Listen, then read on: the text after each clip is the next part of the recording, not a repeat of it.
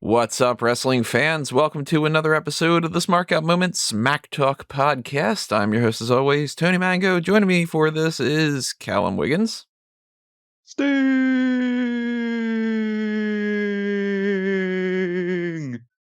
I'm waiting for the time when you finally curse splat like that guy in On Her Majesty's Secret Service. And Robert DeFelice. Well, that was my bit, so I'll just say hello. So what we're doing for this edition, as you can tell by the title and everything, is we're doing a Fannounce Table, which is our commentary track podcast, where you can load up the thing that we're watching on the WWE Network, or if we were obviously doing something else, then on whatever else. But the WWE Network is the best thing for you to possibly sync things up correctly with us. And we're just going to be watching this and doing our usual shooting the shit and talking about stuff. And for somebody like myself watching this for the first time, I've never actually sat through Starrcade 1997 on our own, which, by the way, that's what we're watching, Starrcade 1997. WCW is something we talked about recently with the Starrcade 1998 podcast that we had done, where we were fantasy booking that, and as sponsored through the Patreon from Guest 5 and the Pick Your Poison tier, we're going to be watching this. Now, we normally don't do things as long as this, because this is 2 hours and 42 minutes and 50-something seconds, 55. But you know what? Guess 5's awesome, so we're doing that this time around. And if you don't know how this works, basically what we're going to do is we've got this loaded up on the WWE Network, so go to that on the network, or if you, for some reason, have the DVD or the VHS tape or some other kind of a thing, you can try to do it that way. But that's the best way for you to make sure that you are synced up correctly with us, because we're going to give you a countdown of 3, 2, 1, play. You hit the play button, and you should be synced up with us. Maybe like a split second off or something. That tends to happen here and there. Or sometimes it seems like, in particular, like when I'm doing these with the fan tracks with Rob, it'll be like a whole solid 2 seconds ahead of time. And I don't know what's happening with that. Maybe it's an internet connection thing or something. But you should be relatively close to us. And it's a shame we can't provide you the actual content on the video here on YouTube, but copyright stuff. So, you know, that's the best we can do. And now that we got that out of the way, I'm not going to plug anything because we got 3 hours worth of time that I can plug things here. Basically, just get your Starrcade 1997 ready to go, because we're getting started here in 3, 2, 1, play. So you should have thunder and lightning going on right now. I'm going to move my microphone because I just realized I can't move my head that way for 3 hours and not have that hurt. There's Sting. There's Hogan. You should be pretty much synced up with us right now. So I have not, ahead of time, looked into this card. I have no idea what we're getting other than Sting and Hogan. So, I mean, there's plenty good amount of undercard matches. So the first match we're going to end up seeing on this is Eddie Guerrero against Demolenko. So you kind of know that's going to be a good match to kick off. And they get about 15 minutes to work as well. So, you know, it's going to be pretty decent. I don't want to spoil too much in advance, just because it's kind of just nice to just sit down and watch a show. I'm assuming we get some appearances by some of the regulars. We probably get Chris Jericho. We probably get, I don't know, Conan, Kevin Nash. This is an old school theme I have in my music collection. It's an old production theme. A little pyro going off. This is this best you can get in 97, I guess. No, in the ring. Oh, okay. Didn't expect that. I actually kind of jumped. I'm wondering whether the parachute guy from the Simpsons thing is going to just pop in. With the flying, the fan man, I think is what it was. Yeah. Was that the real Rey Mysterio? Or was it someone just in a Mysterio mask?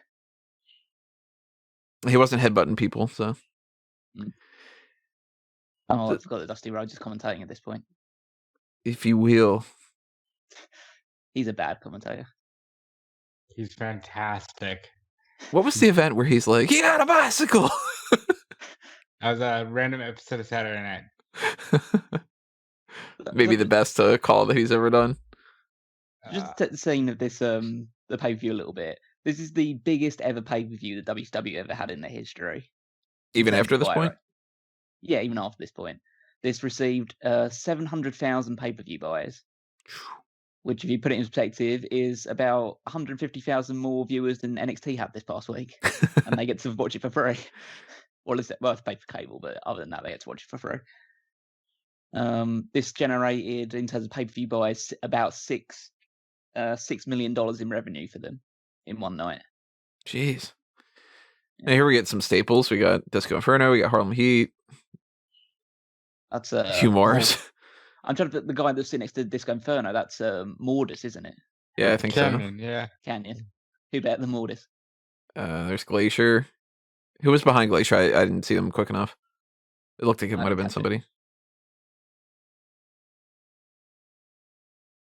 I do kind of find it interesting that WCW always started with like these big spiels from the commentators, rather than just going into like the little bit of like pirate own ballyhoo that JR and King would say for about 30 seconds, and then it would go straight into the first match.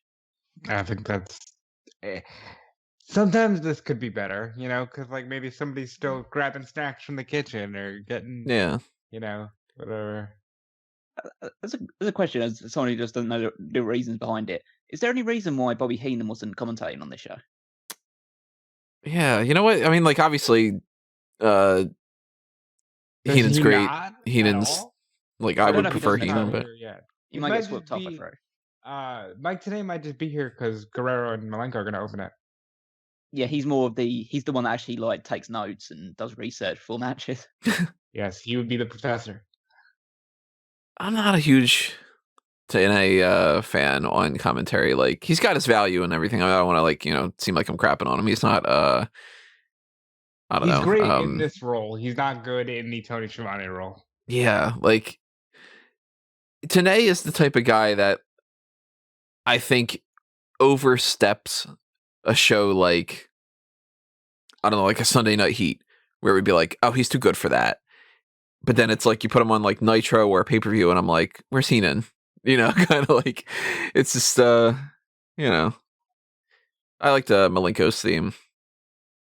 The themes in WCW always threw me off, though. Like, we talked about this before with Rey Mysterio, where they had that like, kind of like thing. It just didn't seem like it was a Rey Mysterio thing.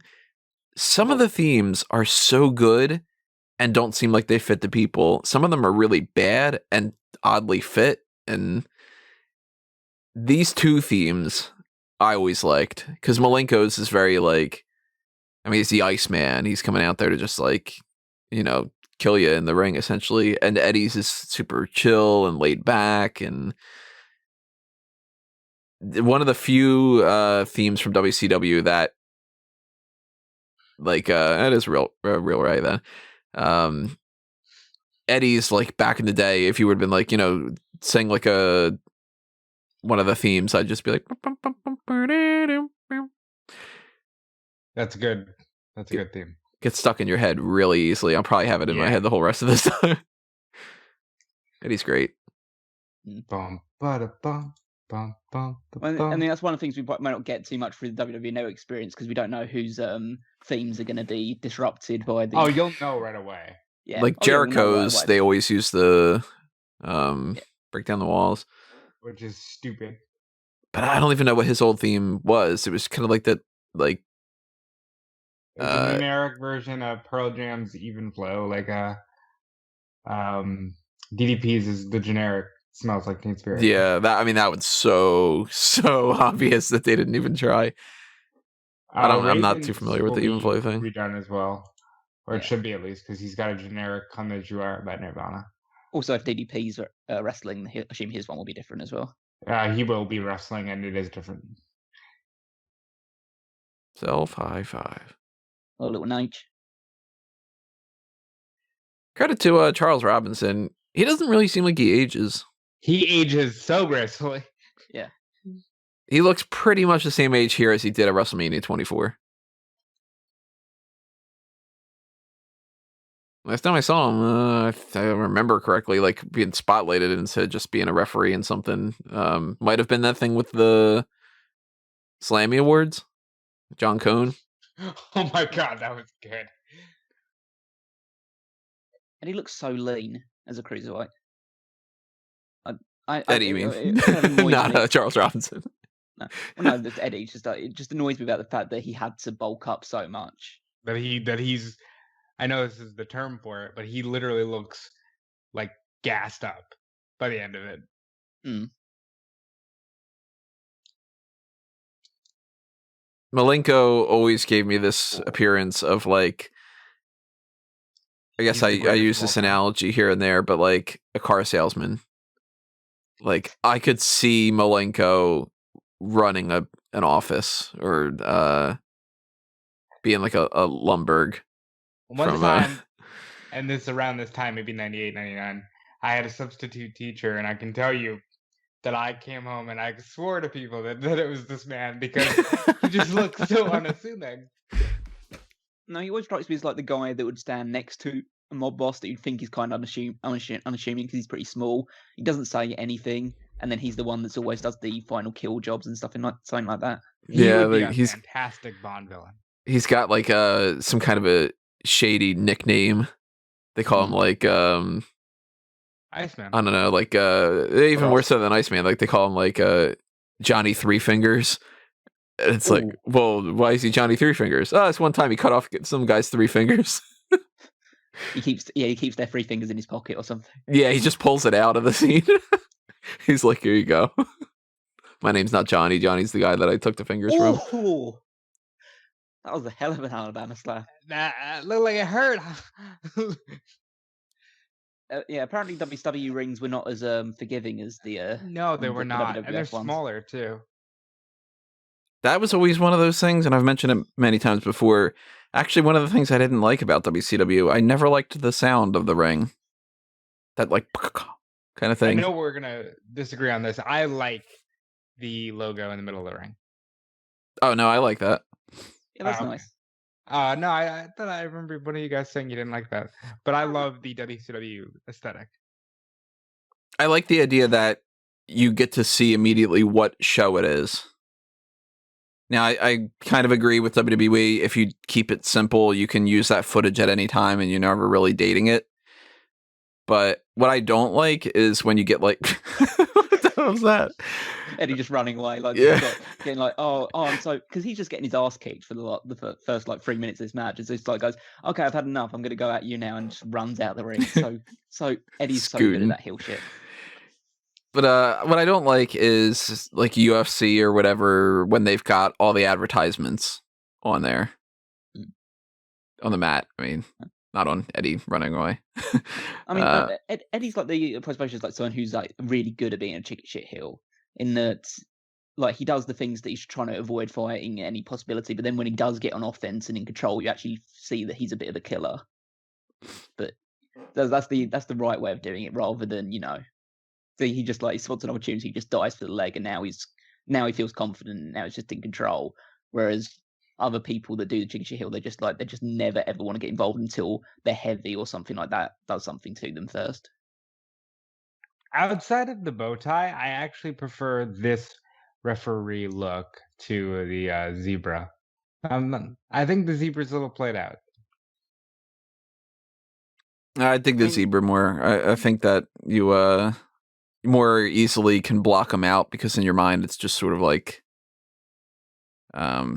background kind of thing.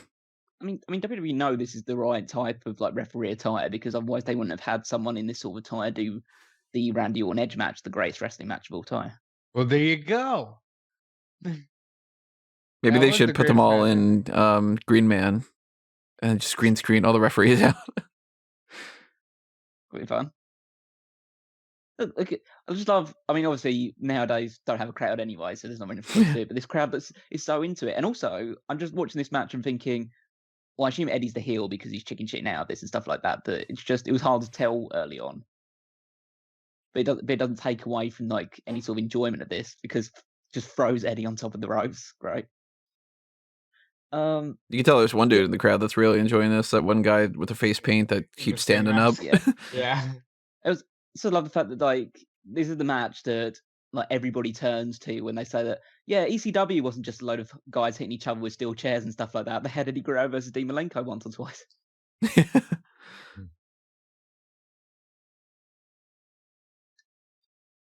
Nash too sweet. NWO minus Hogan.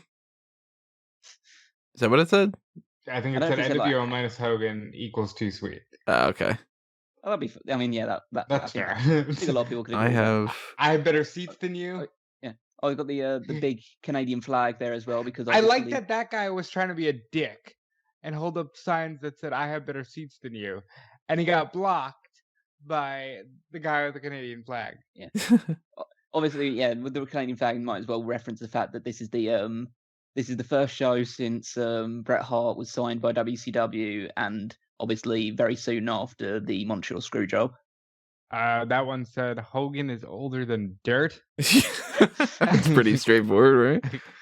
That one's just a Sting and got some logos or something. It always surprises me when people make signs and they do like really, really tiny things that you would never be able to pick up on camera. Yeah. It's like there's just like little in jokes and stuff like that they may be embarrassed about, but just want to have on the side. Yeah. Or you could be And a he just gets- jerk like me and and just bring Smark out moment And he's signs. gotten his ass kicked the whole match. Yeah, after he's had like a few little spots where he's been able to just attack Malenko. Malenko's just kicking his ass the entire time. Now he's kissing his feet, begging him off. Eddie's so good.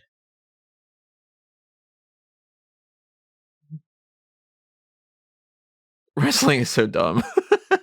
The idea of like, shut up, everybody. Let me just do this. Like, You're distracting me from my begging. yeah.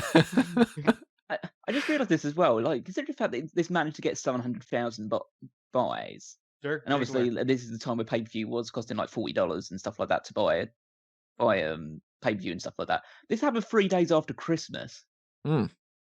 and people were Yeah. still willing to pay that. That's how hot WCW was at this point in time.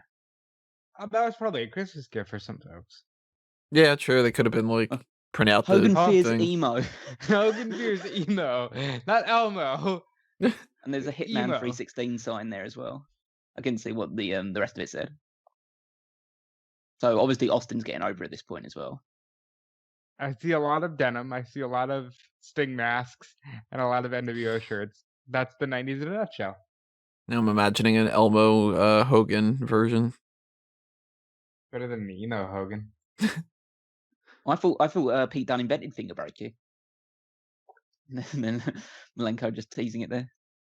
So where's this at? This is at Washington D.C.'s MCI Center. Okay, it's just nondescript. I can't recognize buildings outside of No. Madison Square Garden. I mean, Yeah, this is but, obviously this was a point in time where WCW had their own little run of locations and WWE had their own run at the same time. So it's like you didn't usually see WWE in certain buildings that were kind of WCW hotbeds. The tagline for this event apparently is Hogan's a colorful guy, ... but his nightmare's black and white. Paybacks are hell. Yeah, it wasn't the greatest one. I don't know. Yeah, I think see, that's where the disconnect for me comes in. Like WWE's marketing has always been better. Yeah, I think they like whoever was tasked with writing that one was kind of like one of those people that feels like they had to get everything in. Yeah, Hogan's a colorful guy, but his nightmare's black and white. Paybacks are hell. And then this Sunday, Sting is gonna strike and like a hot fire burning with coals. It's The just ironic kinda like, thing is Hogan wears black and white. yeah, I know. I don't know where they're going with this whole he's a colorful guy thing. Yeah, I mean, you could have just said like just either payback in black and white or revenge is black and white or something like that.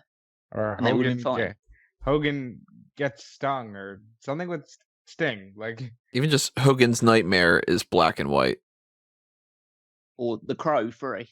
Yeah, Nobody Sting. dies with that. Do you think they ever considered like the people that made the craft the original guy died to just put Steve Borden in the place of him for the second one? Instead of Brandon Lee. Yeah, because No, that's Brandon always the interesting story, isn't it? The fact that like he died on set taking that bullet, didn't he? Yeah, it was they tried to cheap out or something with the bullets, and instead of having blanks, they tried to like make their own blanks, if I remember correctly. I never Yeah. actually saw the movie, but like something happened like that, and then they didn't properly make the blanks because that's kind of being stingy on that, and then somebody What gets should he shot make and them? killed. And that's like the Lee legacy, you know, right Yeah. there. That's the thing that I found most amazing about Hubby is that he was actually Bruce Lee's son. Yep. That was like probably the most surprising aspect to me.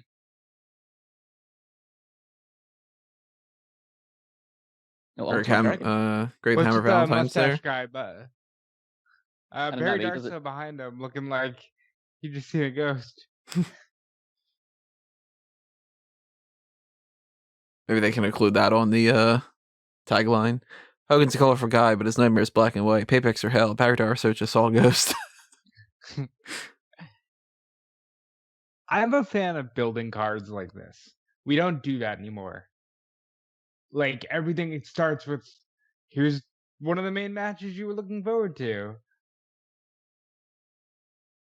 I think it's more about the case that at this point in time they definitely had like the undercard was full of the up and coming wrestling guys, the ones that were put on the blockbuster matches, the quote unquote new style, and then it was headlined by the quote unquote names who didn't need to work as hard but had the reputation behind them.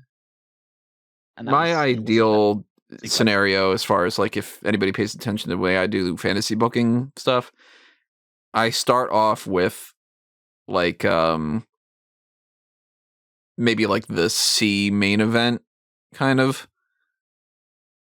and then kind of like go like a downward dip and an upward dip, downward dip, upward dip, that kind of thing. I think you should spread out your main events. I never liked the idea of get everything out of the way that goes like build. Unless obviously you should hope that every match gets better than the previous one, but like that's kind of on the boys to be like, all right, follow that up. Instead of being like, well, we know that this match is going to suck, so let's put that on first. Or like, because if you know it's going to suck, don't do it, you know? Dino's, what was that? Dino's Nest or something, I think?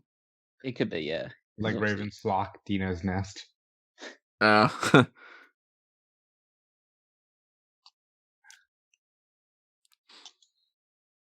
Shivani's good. He's always been Shivani's great. I told Callum this just the other day on the Paul Heyman SmackDown podcast. How they never signed this man is an egregious mistake. Yeah, especially because they were always trying to get rid of JR. Yeah, even though I think that at some point they would have dangled some kind of an offer to him. They would have been interested in. Maybe Vince just like doesn't like Tony Schiavone or something. Yeah. You just headbutting him in the crotch. No, he didn't. Lower abdomen. Okay. Dropped him right on his knees. Frankensteiner.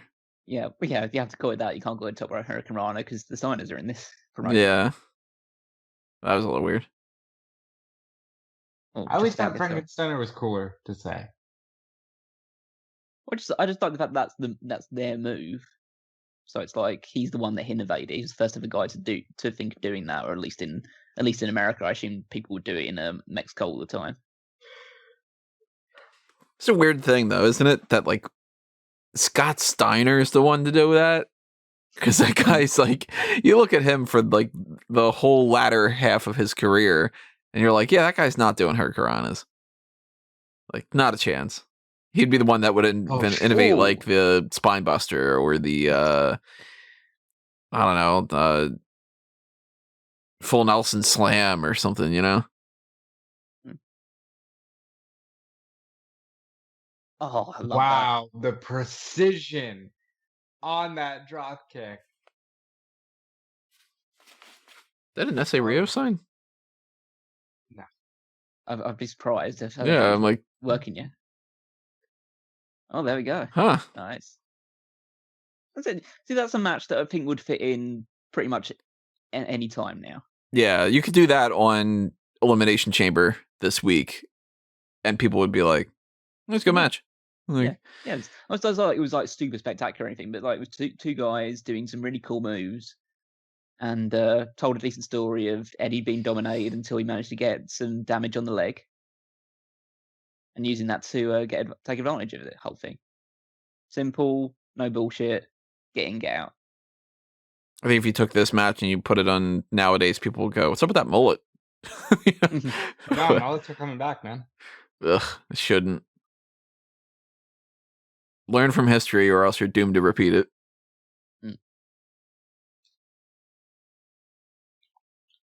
Doing a frog splash on the side of Guerrero, though. Yeah. I mean, Malenko. Yeah, that was. I mean, I kind of like that because he's sort of like he's like in perfect position and stuff like that. It makes it feel more real. Yeah. I always loved it. I think I can't remember what match it was, but I remember seeing it might have been in the Paul Heyman SmackDown journey we're doing right now. Like Eddie Guerrero does a frog splash on Edge's arm. Yep, it was. It's just like it was on a SummerSlam, I think, or something. It's just like that's what you would do. It's so clever. Just hit your finisher on the move on the body part you've been working on the entire match. How many times we're going to be hearing this theme? Yeah, a lot. Oh, it's the medium-sized man. What were you expecting? That strand of hair is bugging me. That's his thing. Directly in the center of his head, though. Yep, he worked with that.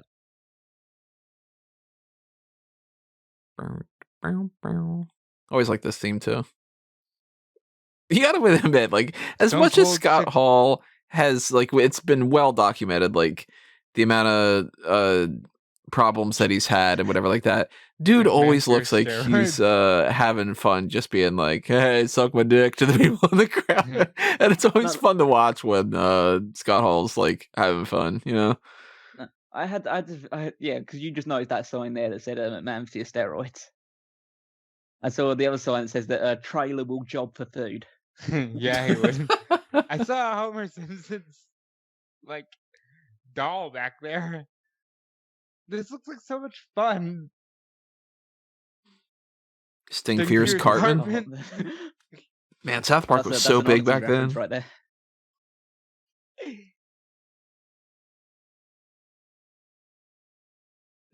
Again, it's interesting that because this feels like more of a Nitro show now because the guy's coming out to cut a promo. Yeah. Yeah, WCW got into a bad habit of this. Yeah. There you go. You don't say.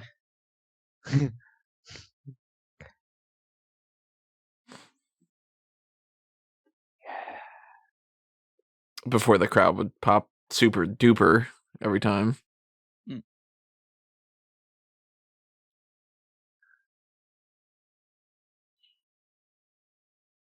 Is just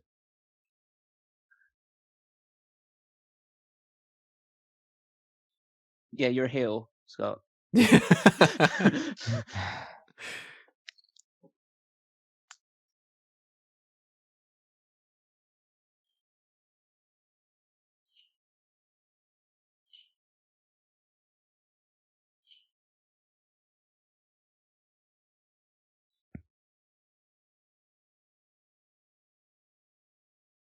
People are like, boo, you're the bad guys.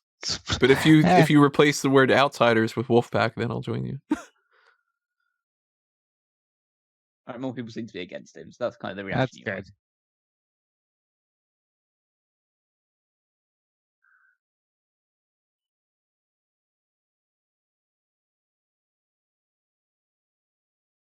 good. I thought it was pretty reaction.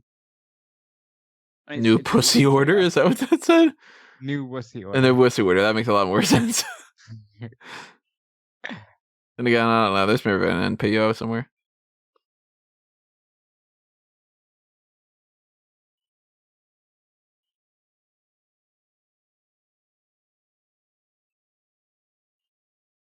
I would have been cheering.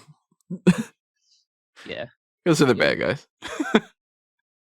Give them the belt.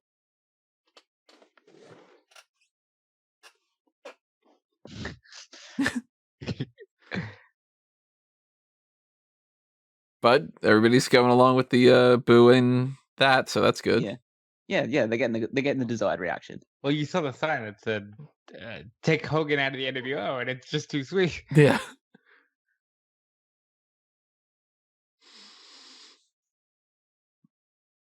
That is true. Oh yeah, because he won World War III, didn't he? Yep.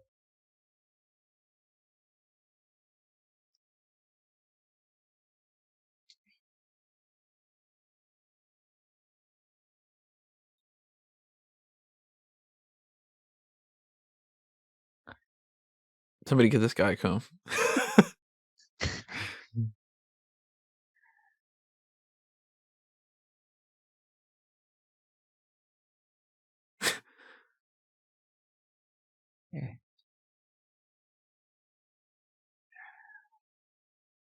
I know they're not happy.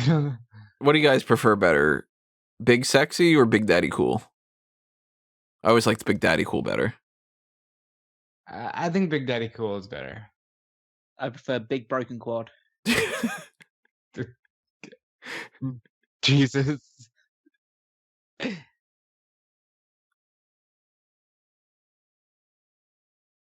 wonder if Scott Hall's got a favorite brand of toothpicks. Or he just gets like a crate delivered like I think once he a just month. collects from his drinks. Yeah, I think for him to fix like alcohol, he'll take whatever he can get.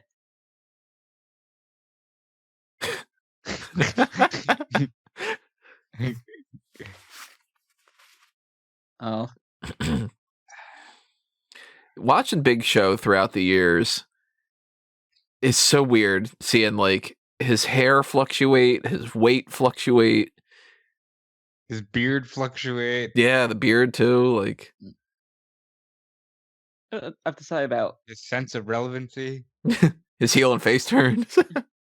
what I have to say about this is just, and it's not an opinion that everyone shares, but I think WCW handled Paul White, Giant, Big Show, whatever you want to call him, so much better than WWE ever did.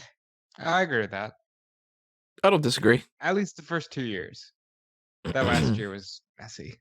Yeah, well, yeah. By that point, he'd completely. He was gaining weight ridiculously. He was smoking on his way to the ring and stuff like that. And then he was obviously just wanting to leave and join WWF.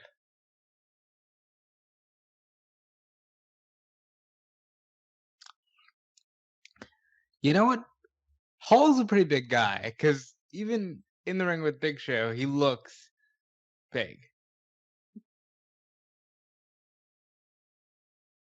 You got that right. Here, but like, yeah, you'll be in wrestling.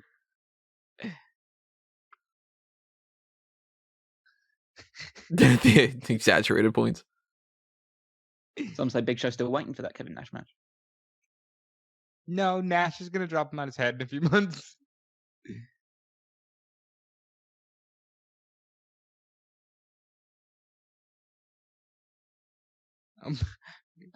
No selling. You have like 40 members. You couldn't get one of your 40 men to come out with you? Yeah, like I'm pretty sure Horace Hogan's not up to anything right now. It's Scott Norton and Well, I'm pretty sure he's Horace not Hogan's part of the. Well, he will soon be part of the flog. oh really? Yeah, Yeah. he does that before he joins. I think they do that before they even really kind of acknowledge him Yeah. as Hogan. nephew. Yeah. He just Look at knows him! Look at Horace. him! Look at! Good lord! Oh, he's going to go for a jackknife. Oh, did he already drop him on his head? This I Kevin know, Nash's is he- move. He's just doing that to mock him. I will say that's not as impressive as Kevin Nash's jackknife is. I think for a jackknife to really be impressive, you have to have absolutely no concern about the Yeah. person's safety or well-being. I think the trick is you pick him up and then you just see what happens. Just let him fly. Yeah. He's just a little airborne. It's still good. It's still good. So, I mean, I'm not saying the segment was bad or anything like that, but it's just a case of, so they advertised one of these matches, and now on the show itself, after you paid your $40, they tell you, yeah, it's not happening. Yeah, that kind of shit's annoying. And for all intents and purposes, I don't think excusable. No, it's just it's one of those things that is fine at the moment because WCW's making money and got like a hot angle going. But it's things over time like that will start to slowly erode the company's reliability and the fans' interest in it. There's a sign that says 6 likes older men. He's still technically with WCW right now. Oh god, here come the B players. Where were they when he was getting fucking jackknifed? It looks okay now. Scott I Norton handles never liked this theme. It very much was the jobber the little NWO B theme. The little B team. We're gonna lose a match right now.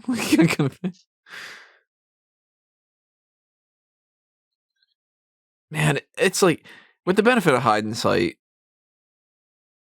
so many things could be so much better. Like, really, who in the hell thought that it was a good idea to put Virgil in the NWO? You know? Yeah, it was just one of those things I that they were think trying to do. Oh god, they're actually having a match, great. So they're actually doing the. It was the idea that like they wanted to split it into two different promotions. They wanted to have a WCW promotion and an NWO promotion, and NWO would essentially become what Thunder became. Yeah, but I mean, like, you know, you got this like cool faction of these guys that are like kicking some ass and trying to change things up, and it's this like revolution type thing, and they're like, I know Virgil, you know, like he's a WWE guy. Yeah, Scott Well, Norton isn't yeah. though.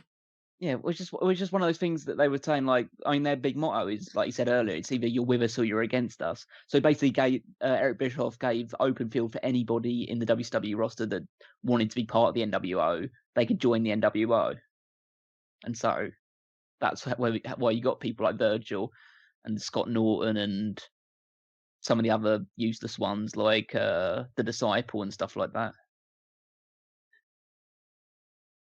So who's coming out now? Oh, The right, Traylor. Stars. Them too. Huh. This is not a group that I would have thought would have been a thing. There weren't. Like the Steiners have DiBiase as a manager, but I think Bossman's just there because he was probably booted out of the NWO. Also, Conan is supposed to be on the other team, but he's not there. I believe Macho Man's about to come out and fuck shit up. Like, this doesn't make any sense to me. This is like a who's this supposed to be? Oh, I thought that was like actually supposed to be somebody.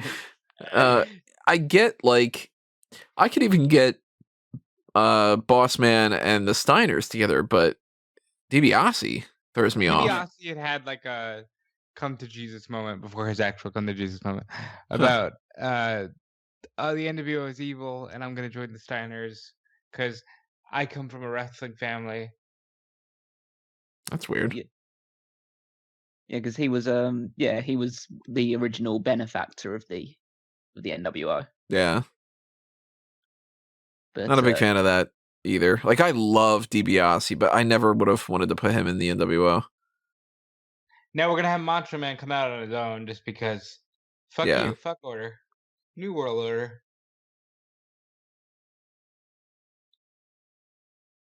Is this like a top tier Elizabeth era? I don't think Liz ever looks bad, but this is definitely top tier. I mean, this is a point in time when they're trying to make her like sexy rather than, you know, there's a difference between sexy and beautiful, I guess, right? Really, in that regard. Well, she's a heel, so they're making her more of a bitch.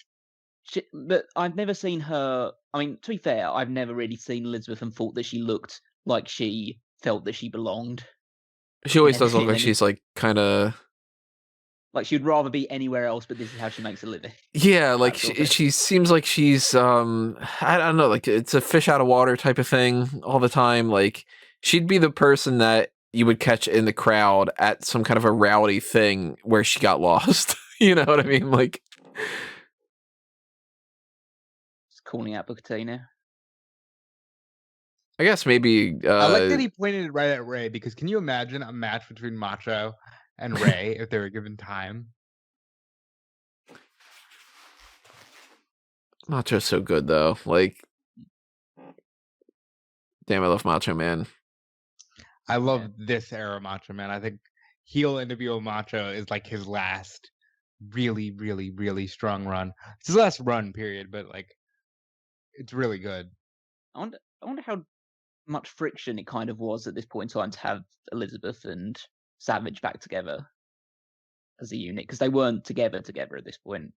Now, regardless, I know that specifically Callum doesn't believe a single word out of the mouth of Eric Bischoff, but Eric Bischoff said that it's basically like a protective older brother.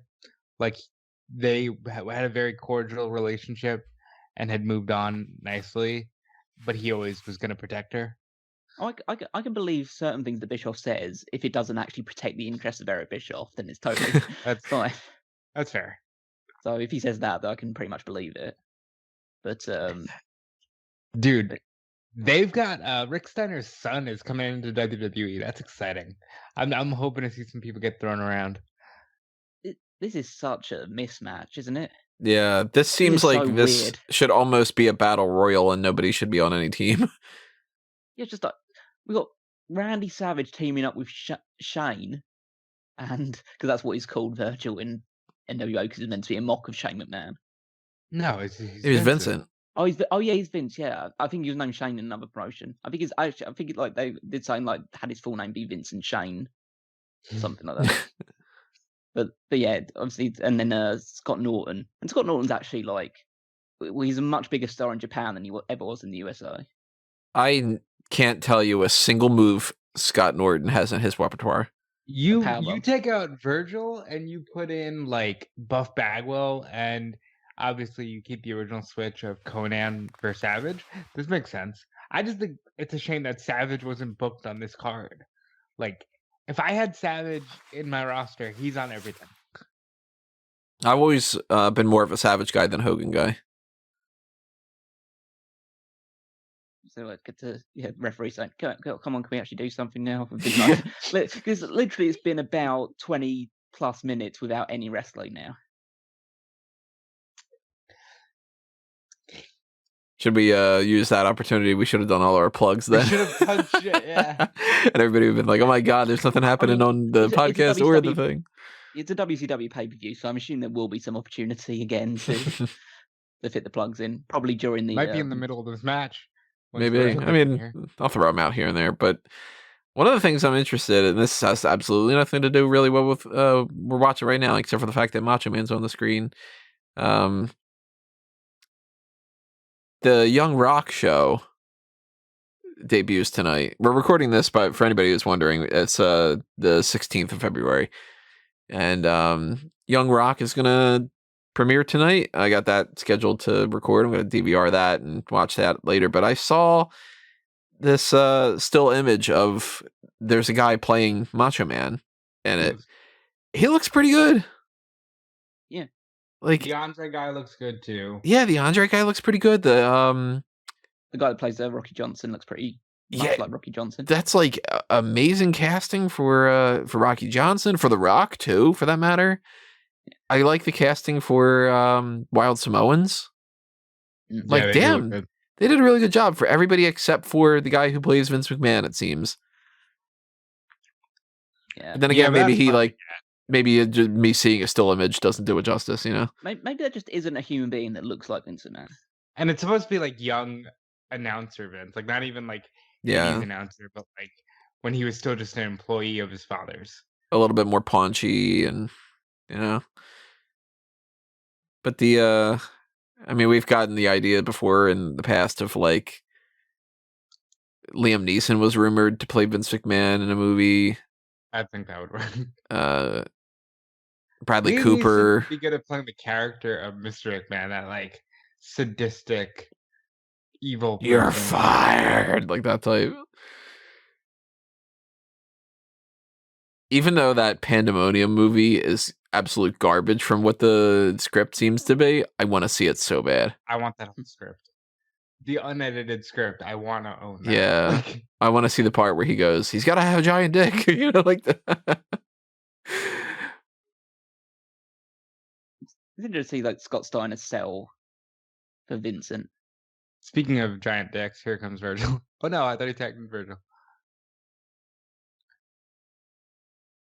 Like, this is only, I think Scott Steiner turns in February. Yep. Joins the NWO. Correct. So we've talked about this before with different people. I think it's worth discussing about some other things. Actually, I don't know. Maybe we'll make this a running gag of this podcast. But why is this match boring? Yeah, you mentioned about Scott turns. When I say Scott Steiner, what do you guys imagine? Because I honestly imagine NWO Scott Steiner. Oh yeah, it's Big Papa Pomp. It's the bleach blonde hair, the white thunder that did not get over. The chainmail headdress. Like, this to me is like absolutely foreign. This era. Well, he's in like a weird middle place. Yeah. Because where he's grown out the goatee. And he's grown out the fucking arms. Yeah. I mean, like... Again, yeah. See, the NWO Scott Steiner would not do that with a lady. No. Well, yeah, no, he would, but he'd also just like take her and go. You gotta get a little bit closer to him, the tag, you idiot. Yeah. He's walking away from him. But no, like, to me, I don't think of Scott Steiner from the WWF either, with like the early 90s, the one where they were going to bring him in like 93, was it? 94. Was it 93, the one that they were going to bring him in? He was going to go the whole way and win the Royal Rumble? Yeah, well, that's what Pritchard says he wanted to do. Yeah, so like, I don't think of Scott Steiner that way. I don't think of Steiner with this. I don't even think as much TNA. I think the NWO and then TNA. I think like the late WCW, so like after the NWO, but Big Papa Pump, and he's the world champion, wearing the short trunks, being the top guy. Look, it can't be too long before Ray Traylor's back in WWF as well. Yeah, He's big boss man again by It's a full year. Midnight, yeah. Oh, it's full year. Yeah, just about like 10 months or so. Because he's like because I know he's at Survivor Series 98 because he has that like 3-second match with The Rock. So, for that matter too, Boss Man. You guys imagine wearing the all black? Yeah, I picture him in the blue. I picture him in the blue. Then again, that's because my era, Yeah, I mean, I know him. Like my first interaction with him was during the Attitude Era and stuff like that. So I don't know him in this though. This like weird ripped shirt look. Yeah, but Big Bubba and Ray Traylor and all that. To me, those are like oddball he never scenarios. Out, like gear for himself outside of the Boss Man stuff. That's one of the reasons why it's less memorable. Again, I don't want to talk too much about these, but like his gut is huge. Right here, he must have gotten in at least a bit better shape for the Boss Man stuff because either that or just wore a lot more flattering attire because he just looks huge in this. Like, who thought the idea of like, yeah, we'll put you in a pretty exposing top and leather pants. See how that works out. Maybe it was just the flak jacket, just cinching things up like a. God, what's the word? Starts with a G. I'm blanking on it. Girdle. I was gonna say goiter. I'm like, that's not right. So they're having fun now because it just gets beat up Vincent the entire time. Yeah. I also love Rick Steiner's moniker, the dog face gremlin. Yeah. He is an ugly motherfucker. I mean, if you're like naming wrestlers that look like animals, like he looks like a bulldog, Yeah. It's just like saying that he's got a dog face, but he's also a gremlin as well. It's just, I don't. He's not the biggest guy in the world in terms of like height, but he's like gremlin's a bit of an odd thing to describe him as. Yeah.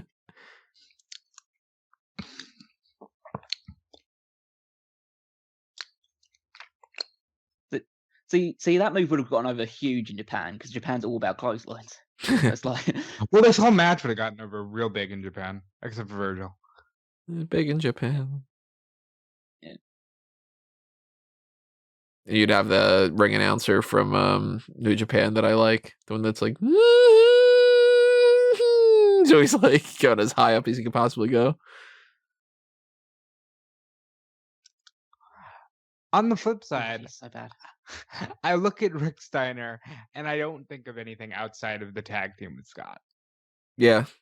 No, yeah. Rick Steiner to me is standing next to Scott Steiner.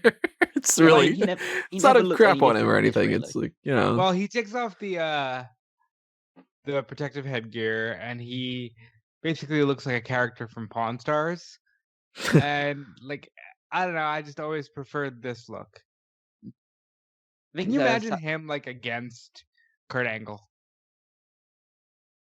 Or this throwing each other around. Oh no, yeah. I mean, just any match where you get guys who just throw each other across the place, that would be a fun time. Honestly, I think like a 99 Scott versus a 2002 Brock would be amazing. Oh, going up for the. What? Oh shit! Oh my god! Oh Christ! Scott, Who thought? First of all, who thought that move? Like that is ridiculously scary. And second of all, who thought doing that move on the guy who's like the least capable wrestler in the entire match? Now he's gonna Frankensteiner him. There you go. Yeah. The place went nuts. Yeah. I also think it's pretty smart of Savage here to just try and spend as least amount of time in the ring being associated with these people as possible. He's doing them a favor by popping up and doing this match. Yeah. The Steiner brothers are very good. Watch some of their tag matches. Yeah, they were a great tag team back in the day. Punch him in the balls. Liz, punch him in the balls. Norton, punch him in the balls. Oh. Liz, punch Norton on the balls. I see where this is going. I see where this is going. Oh, elbow. And the place blows because it's still Randy Savage. I mean, he wasn't the legal man at all, but you know. Doesn't fucking matter. What are we following rules here? I mean, I can't believe that they just had like the tag team champions lose to a team with Vincent on it. Just like No, they lost to Macho Man and Randy Savage.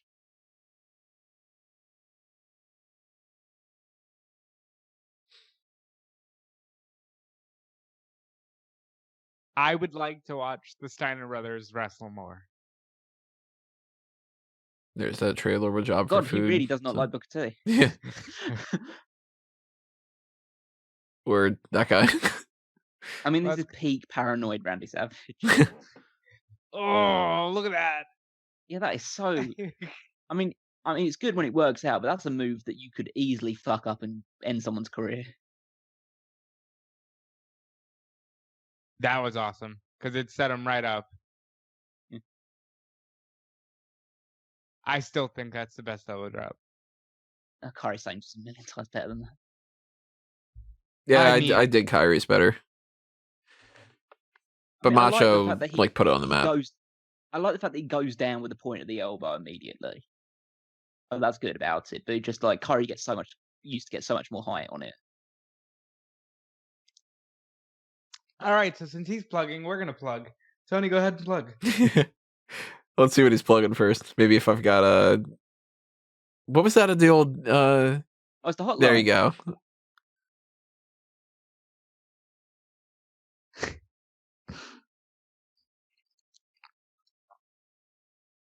Some of those old-timey numbers are still stuck in my head, like 10, 10, 220. CALLATT. What? 9,900. It's a good number, you know? 9,900. 1-900-737-4WWF, you know? Like, just... I wonder who has that number now. A sex hotline, I'm sure. Did they all go to sex hotlines? Yeah, we kind of have to be, really. It's like, oh, this is a former WCW number. I don't want it. Say Rankin Vio again, please. That's Oh, Mr. Dillon. Still same rank. I can't find any information about any other, like, who has the 900 number now. So that I've seen every single member of the WCW roster. So I've seen like 600 people standing around somewhere. They had a huge roster at this point.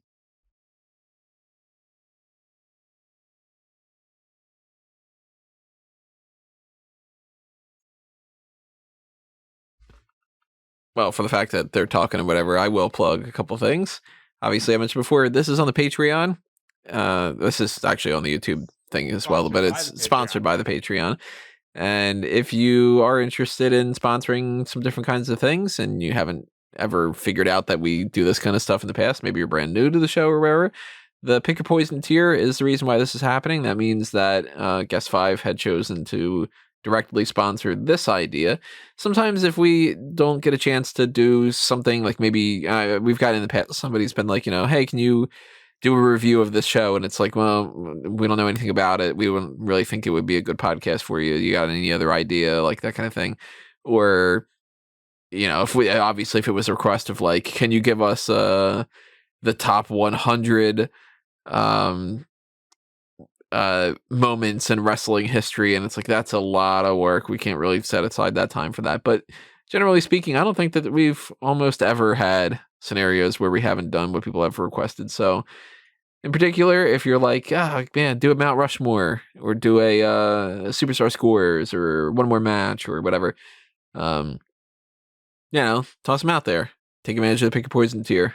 And if you don't got the spare change for that, and you want to try to be a part of helping us out on the monetary side of things in a different way, there's the $10 and up Darkcast, where, Patreon exclusive episodes. But even $1 goes a long way, and I'm greatly, greatly always going to appreciate anything like that.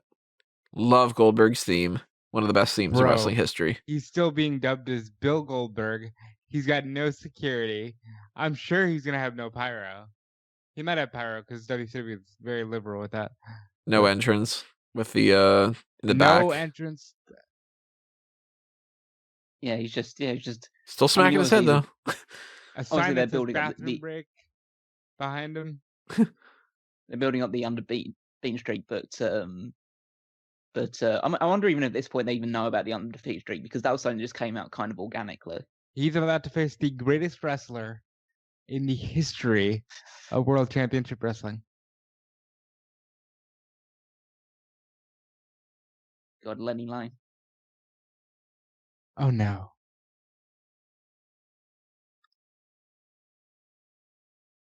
Never mind that shit. Oh yeah. Yeah, are you here, Dusty? Here comes Mongo. I never got the whole Mongo thing. What is there? Mongo didn't get the whole Mongo thing. Why is he called Mongo? That was his it was his nickname when he was in the when he was doing the NFL stuff. But like, why did he get nicknamed Mongo? People. And Mongo is just for being Mongoloid? I mean, is that what it is? I'm pretty sure it has to do with the Blazing Saddles movie. Oh, look, Goldberg's actually going to start the match on the floor. In theory, though, Mongo's a name at this point that you put Goldberg up against him, and it seems like it's a logical way to progress, Yeah. Yeah, Mongo's not like he's not a huge deal, but he's a name. Yeah. So having Goldberg get a win over someone like him on this pay-per-view is immediately setting him up as like, okay, this guy's going to be a big deal down the line. Yeah, and he's not a name in the sense of like a Disco Inferno, where it's like, yeah, of course he's going to beat the shit out of him, Just carrying him like a child. He was walking to the ring before you cut him off, Bill. Like, oh yeah, just because we mentioned it in the table. While Goldberg's got a plugging table. Hold on. Goldberg has a table. Did not expect this to be a part of the match. No, I did not either. No, I don't think Goldberg expected it either, or Mongo, because he just put it down and just left it there. But they announced in the with JJ Dillon that Nick Patrick is going to be the referee for the Hogan Sting match, which is interesting if you know the history. Which essentially Nick Patrick was a hired referee by the NWO previously, but then he was put on he was suspended for a while, and then he came back and started just being like a regular referee again. So, but they're using that as like to try and stoke a little bit of fire into this, without saying that he might still be in the pocket of NWO. Who were some of the other referees that they had? Because you got Robinson, PB Anderson. I believe there's also a Randy Anderson. Yeah, I believe so. Yeah, but I don't know if Randy is also Pee Wee. There's what's his name? Brian Hildebrand, but that's not his like on stage name. Yeah, I can't say that I have like Mark Curtis is his name. Okay. Yeah. I can't say that I have like a super encyclopedic knowledge of WCW referees. Yeah, I unfortunately apparently do. Oh, now he's going to try and put me through the table. wow, this is the most I've ever seen Bill Goldberg try in a wrestling match. That's with Mongo of all people. I mean, yeah, at this point in time, Goldberg, obviously they haven't built up the idea that he's having short squash matches, but they haven't built him up as like being just this monster. That's the only thing that he does. At this point, they're probably still thinking, okay, we're going to keep him unbeaten for a while, but he's still going to be like a wrestler.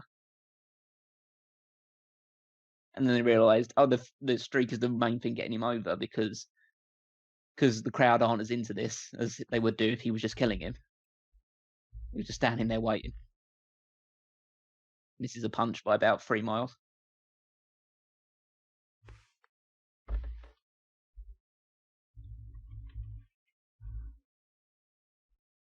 It's a lot longer than a normal Goldberg match. But again, it's just a wrestling match. Yeah, like I said, it's just at this point they're not at the streak yet. They're not at like fucking hell. Just dropped him right on his head doing that roller. It's Mongo. That's what you do when you put a green wrestler against a guy that doesn't know how to sell or bump. It's just like even a leg roll move, and like this is a point in time where Goldberg still feels like he can do that sort of stuff. I'd like to readdress the point of why isn't Bobby Heenan on commentary for this card? Did Randy Anderson ever go into WWE? Not that I'm aware of. He might have gone to TNA. None of them did, except for Charles Robinson and Nick Patrick. Huh. Didn't they have like a third WCW referee that came over that was only used briefly because they did that because they need to have certain people brawling with but the referees brawling when it was that Nick Patrick Earl Hebner match from Invasion. Maybe Mickey J, but that's the only name I can think might have gone over. This is just like Goldberg having a wrestling match, and you know what? It's not as good as the Goldberg style match. Oh, according to fucking hell, that is the worst sell of the spear I've ever seen. Released by Bleacher Report, What? Sorry. just spitting out. Distracted. Yeah. Like a Goldberg match goes over like 3 or 4 minutes, and you're already like, okay, what else can we do? But yeah, that's like a terrible spear. He's now getting the table, and he can't set the table up. That table is so unstable. Yeah, this doesn't look good. Well, what is he supposed to do with that? Like, it's Goldberg. He's going to jackhammer him over. He's not going to jackhammer him. He's going to jackhammer him. He's going to jackhammer him, but he's not going to do it to the table. Like he's hit the spin. Oh my god. Oh shit. Oh my god. Oh my god. What are you gonna do here? Come on. No way, Mongo. Seriously? No, he's not doing that. Oh my god. Imagine like you're just watching this thinking, oh my god, is Mongo gonna get the pin? And just like, all right. Maybe they just erased that one from history. I kind of did think about that for a second. Wow. Fucking hell, this is bad.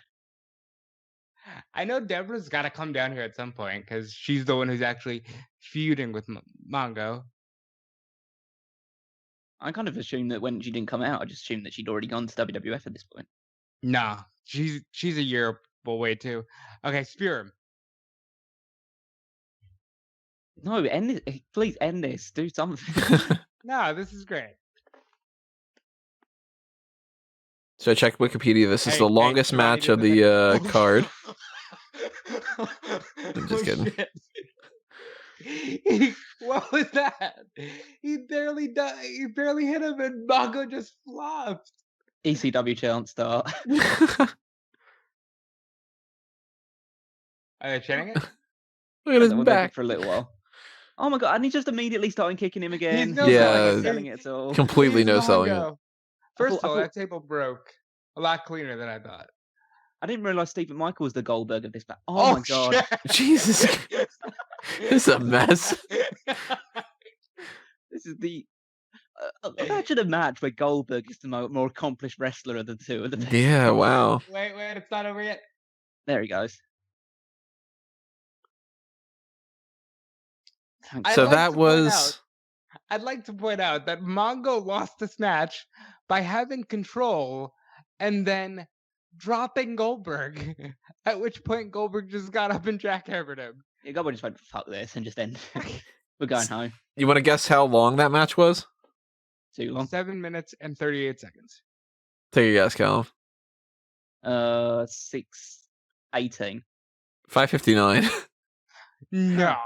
I thought it was like 9. Yeah, it felt so much longer than that.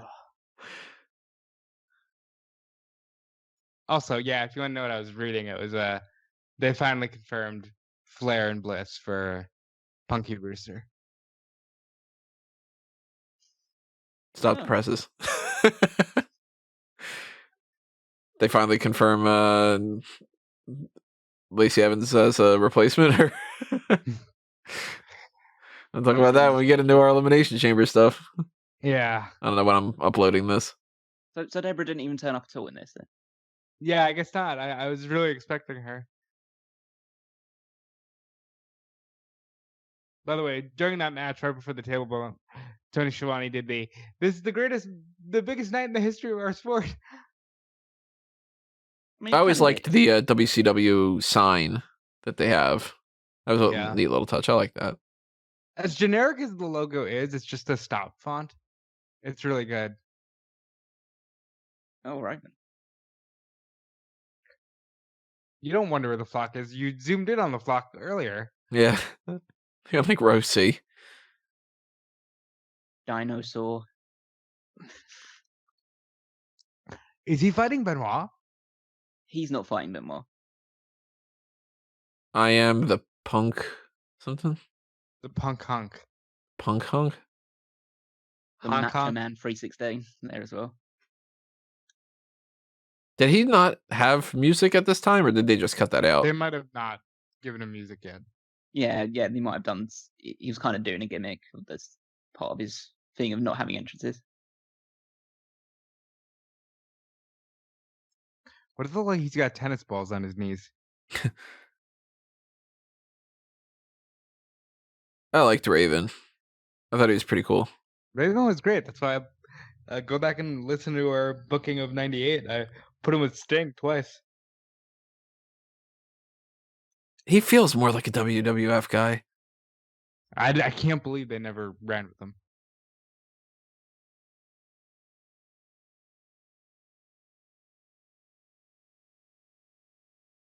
So he's the second guy on this show that's not going to wrestle in an advertised match.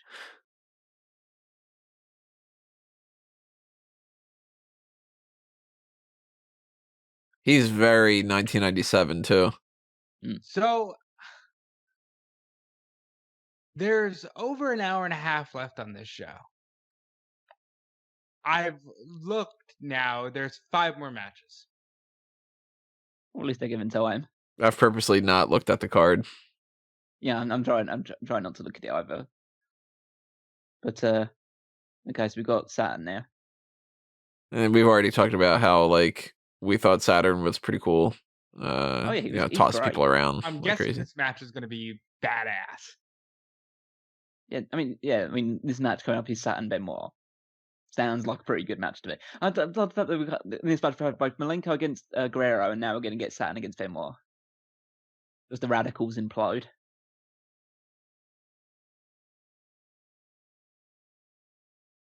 I hate this. I hate it. No, I can't hold it that long. Tony. But fuck. No, this is like Ride to Censor on acid. Yeah. When I think of there's a bomb raid going on. When I think of WCW 1997, whatever, I think I said before, Raven strikes me as very 1997 right this time. I think of that hat that Buff Bagwell used to wear, that real tall Dr. Seuss looking hat. This is a weird time. People really got into pogs and just kind of late 90s, man. Fucking trip.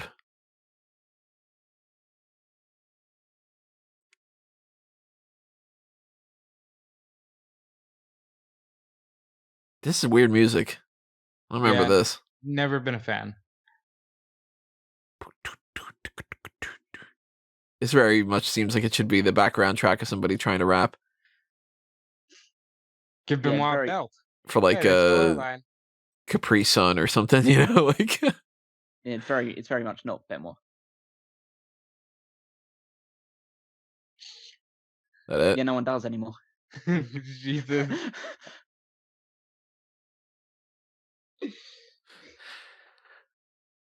Yeah, you are.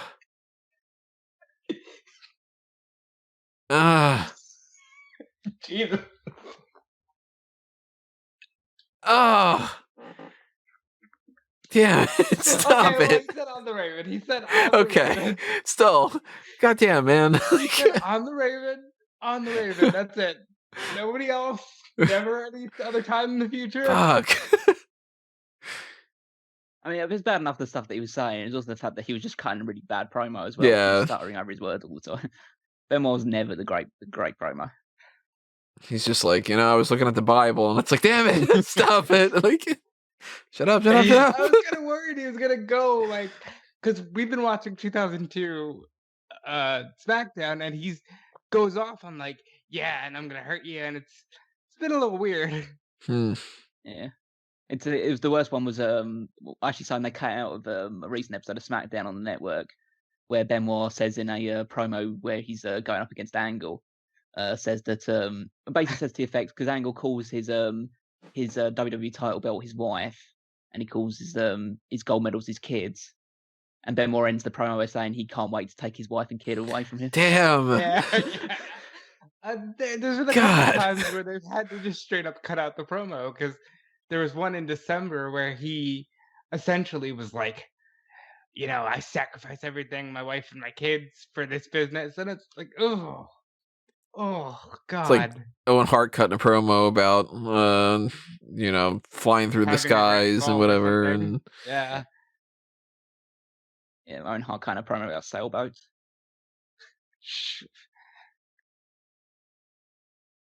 Brutus Beefcake being like, look at my face.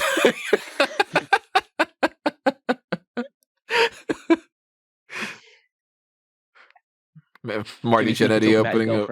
Yeah. Marty Jannetty being like, look at my daughter. Just kidding. She's not daughter. I got a poll up on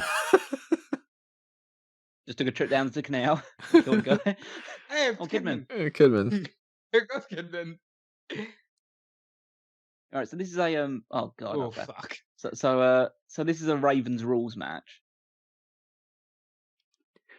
Is that so basically it's hardcore. It's Extreme Rules essentially. There goes Riggs. Oh no, that's Sick Boy. That's Sick Boy. Yeah, I couldn't pick Holy shit. I couldn't pick Riggs and Sick Boy out of a crowd, but I always remembered that Sick Boy was the name that I always thought was kind of interesting. I think Riggs has an eye patch, so that was my bad. Yeah, I mean, you can recognize Riggs because he was a part of the American Males. Yeah, American Males. With the greatest bad entrance theme in history. American Males. Dude in the crowd. I don't think so. And fuck you, Raven. Yeah. Like, yeah. I want another beer. It's my hot dog. My girlfriend right here is going to break up with me later. Because of this show. Yeah. Oh. You know what I'm struggling with? Saturn with hair. Yeah. Yeah, it looks weird. I mean, it's kind of like he looks better bald, and then he looks even better with like a really weird Randy Savage style hat on his head. I disagree with that last statement. It's a weird mop for him to have. So, I hate you, first of all. So, Benoit would fight Raven at Sold Out, and the fucking match is good. Because of course it is, because it's Benoit, and you can say what we will, and we have, about the end of his life. Benoit's good in the ring. He's one of the greatest technical wrestlers of all time. Ooh, look at that. That's cool. Oh my god, that was picture perfect too. Right at the time frame we're talking about good people in the ring. Yeah. Saturn was amazing in the ring. Like, he was a powerhouse. He could do all these, like you said, just high flying stuff. He was incredibly athletic. He just didn't have the force of personality of the other three. And that's weird to say about Malenko as well. I don't know why John Cronus never got picked up after ECW, but had they just brought on the Eliminator somewhere, would have been good.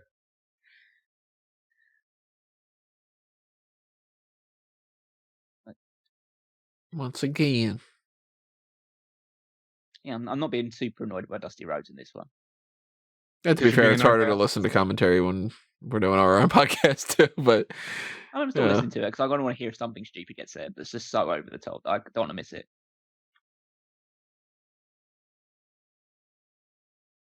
Good referee. Yeah. Attentive referee. I think the rings are so small that I'm surprised that you can't just stretch any limb out and just be touching a rope at any point in time. Right after saying about weird commentary, Dusty Rhodes is like, what an attack on his upper body, his upper head and his neck area. It's upper body. Okay.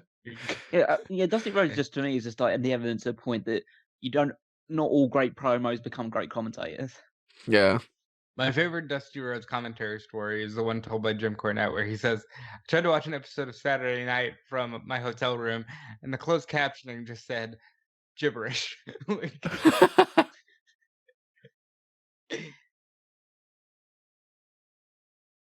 a very interesting version of the camel clutch because he's essentially choking him.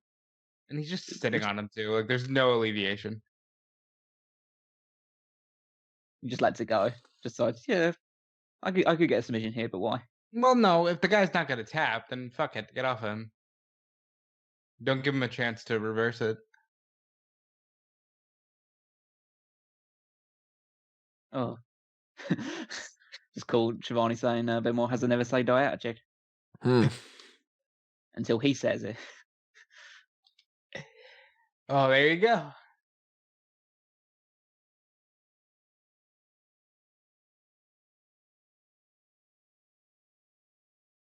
That's a nice brainbuster style. Yeah.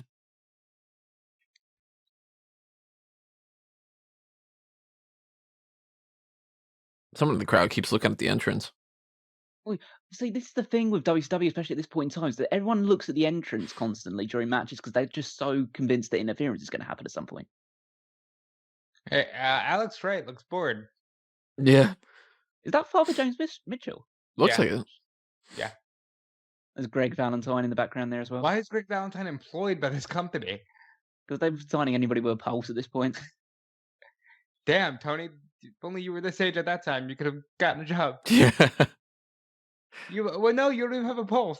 I don't know what am I saying. But Tony's fairly competent with his creative, so they wouldn't have hired him for that regard.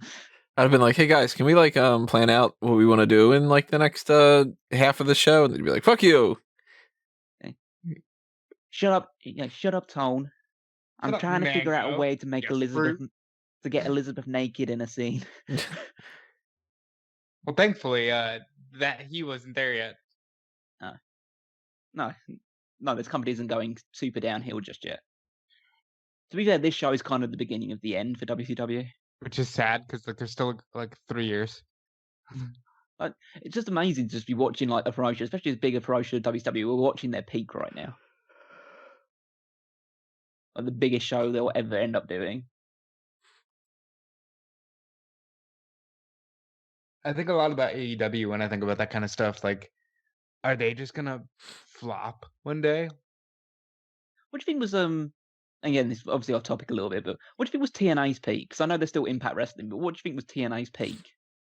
If you put it down to one event or whatever. Probably when they had Daniels, Styles, Joe, Angle. Oh yeah, I know the people that would be involved, but it must that have whole been thing an going event on? in 2007, 2008, around about that time. It's interesting. If you want me to say their peak in terms of as a unique alternative brand, I would say it's Bound for Glory 09. But I don't discount the Hogan era stuff out as I consider it a change that's separate from their peak, but it's they're still competent at that point. I think they're just done after Hogan leaves. I never got into TNA enough to really like know too much about some of the different things, but I know from just like general feel that I never got the Hogan thing as being on par. God, this is like where this is where Hot Topic came from, isn't it? Billy Kidman, personal poster boy of Hot Topic at this point. Oh, Jesus, that was a bit of a rough landing. Fuck, he nailed one of them. Like, could you imagine about the fact that like he had 5 guys to aim for and none of them caught him? Well, one of them caught his knee in the fucking head. Yeah, and then they just dropped. He just landed on his face.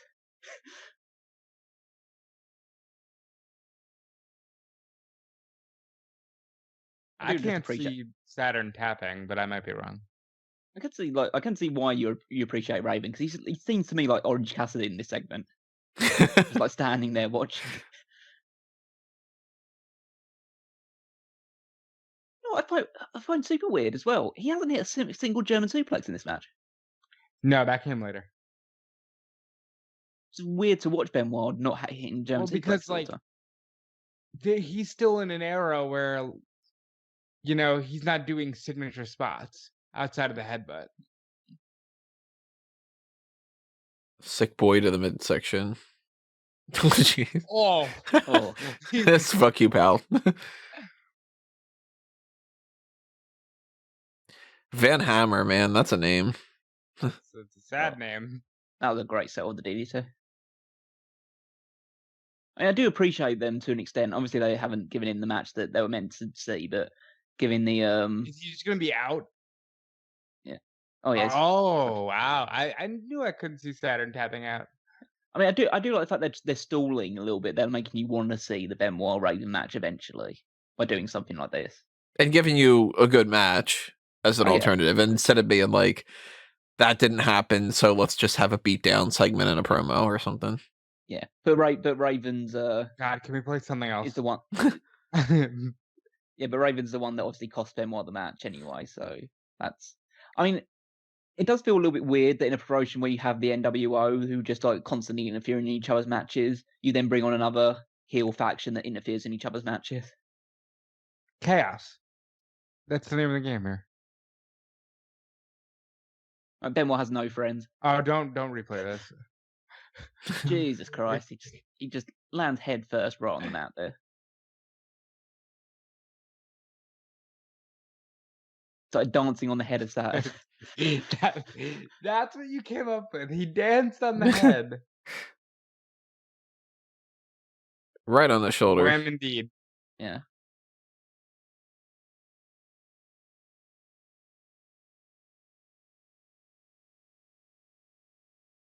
Van Hammer is one of those guys that looks like he should be a top tier pro wrestler. Doesn't sound. If it was just on looks, like, you know. Oh yeah, there's so many guys that have gotten so over if it was all based on looks. Yeah, like you take Van Hammer right there, and you give him Dean Malenko's ring skills and a promo from like I don't know, Enzo. You know what I mean? Like, obviously the package seems a little weird, but like, if you want to take the 3 elements of what you need for a great superstar, you know, whatever, verbal, looks, and in ring. Pro wrestler based on looks. Not these guys. What do we got coming out? Oh, Buff Bagwell. It's the stuff. I'm anticipating he's gonna have his trademark goofy ass smile up. Yep, there you go. Yeah. Still coining Marcus. For what it's worth, I liked Buff Bagwell. Stole that jacket and wore it the entirety of his TNA career. Buff really could have been something, actually. He really could have. Like they made a critical mistake because he gets injured in a couple of months.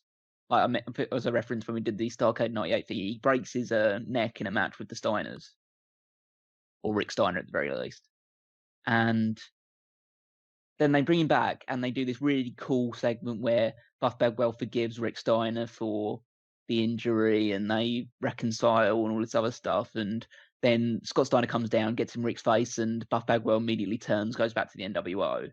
I think, like, after that sort of event happens, you make him a babyface and he becomes an instant underdog that you want to get behind. And it's like, no, just immediately back to where you were. It's just the ultimate thing with WCW, just spinning your wheels on the same thing and hoping for a better result every time.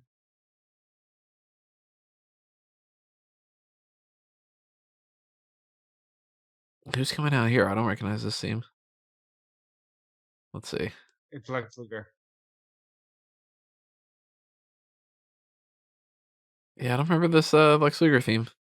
I like it. Really actiony. It seems fitting more of like a... I don't know. It doesn't seem like it's a Lex Luger kind of theme for me.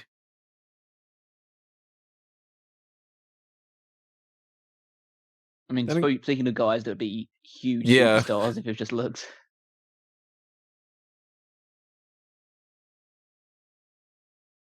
I mean, he's looking like he's not done yet, but he's looking at the point where he's just about to go off a cliff. It's interesting with Lex Luger, because Lex Luger was a guy that please retire, son. Yeah, I mean, he's a guy that he beat Hulk Hogan a couple of months ago for the World Heavyweight title when they were still doing the big build the Stink match, but they decided on an episode of Nitro that we're just going to give Luger the title. They gave him the title, I think, a week before he was supposed to be facing Hogan for the title at Road Wild. So they just gave Luger the title, and then he immediately dropped the title to Hogan at Road Wild. That was just like a little hot shot thing they decided to do to try and boost ratings that 1 week.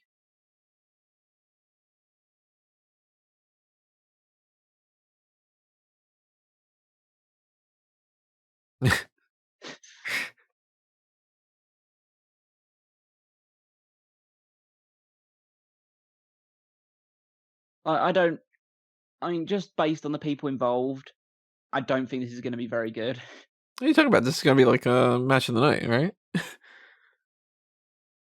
They're going to be doing tons of Frankensteiners. They're going to be, the selling is going to be off the charts. Yeah, well, I'm not saying that they've never had great matches against other people, but you kind of have to have one great worker in the match. Whereas these two have always been about all show, no go. Again, it's one of those things where you're in trouble when I don't really know who the better worker out of these two is. You'd assume it's Luger because Luger's more experienced, but I almost think that Buff would actually probably be able to do more.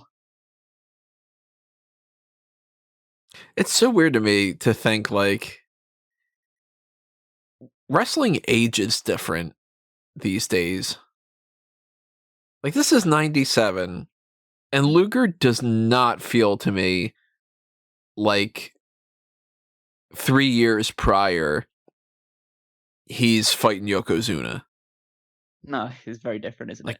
3 years, 4 years prior to this, he's slamming Yokozuna and it's the Lex Express and all that.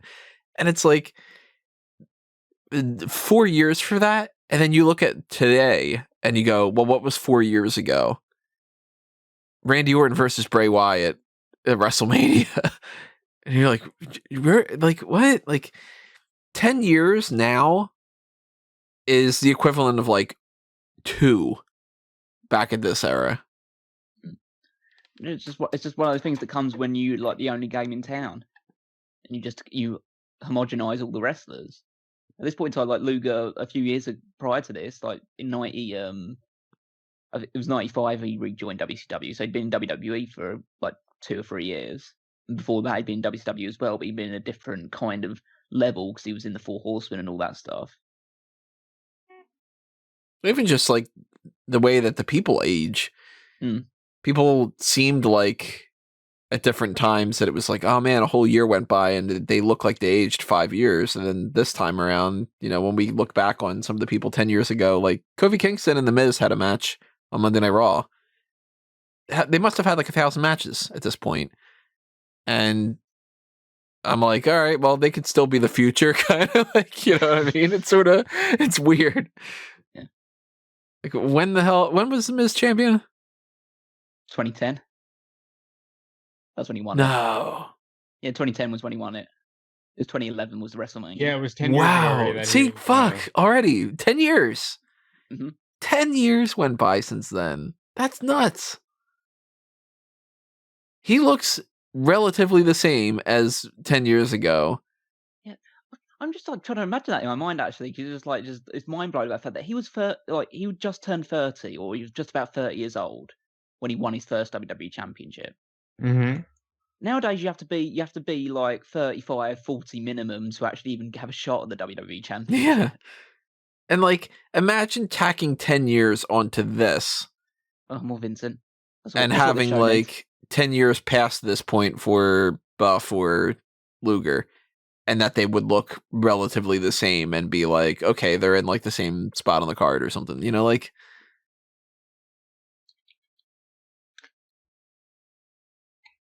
Just again, this is just a complete assumption. Do you think Vincent was one of the guys that Bischoff had let fuck his wife? He's got that big dick money, right? It's meat sauce money. I love the sad Virgil footage of different things. Obviously, I don't wish bad on him. Yeah, put that out there just in case anybody's wondering if I'm a complete jerk. But it is kind of funny to see that sort of footage. Oh, and I know we've completely moved on, but since Tony said those words, I should probably cover myself too. I wasn't laughing at the words Benoit was saying. It's more of just like a holy shit, I can't believe he's saying this. Yeah. If anybody takes that the wrong way, they could blow it up their pants. I start to make that a regular thing. If anybody has no idea what the hell I'm talking about, we recorded our Diamonds Are Forever review to a kill episode. That's the James Bond podcast we are doing on fanboysanonymous.com.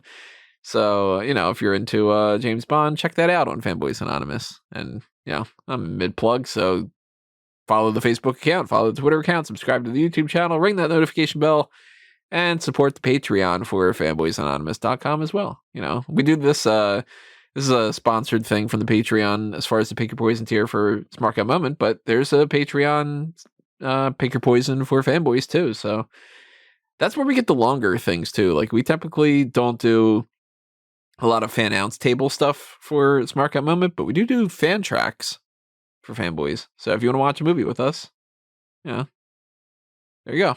There's your option. Yeah, and for what it's worth, I like this. I don't know if you guys are liking this, but I like just sitting down and chilling and watching old wrestling with you guys. Oh, I thought you were talking about the match. No. Like, No, I like spending time with you, Callum. That's what I'm saying. No, I'm totally fine with that. I wish we were watching something better than just like I don't think we've actually seen a move in this match so far. Boy, we did really peak in the opener, didn't we? I wasn't too upset with the Benoit Saturn match, except for the fact that it was completely littered with interference. That was weird.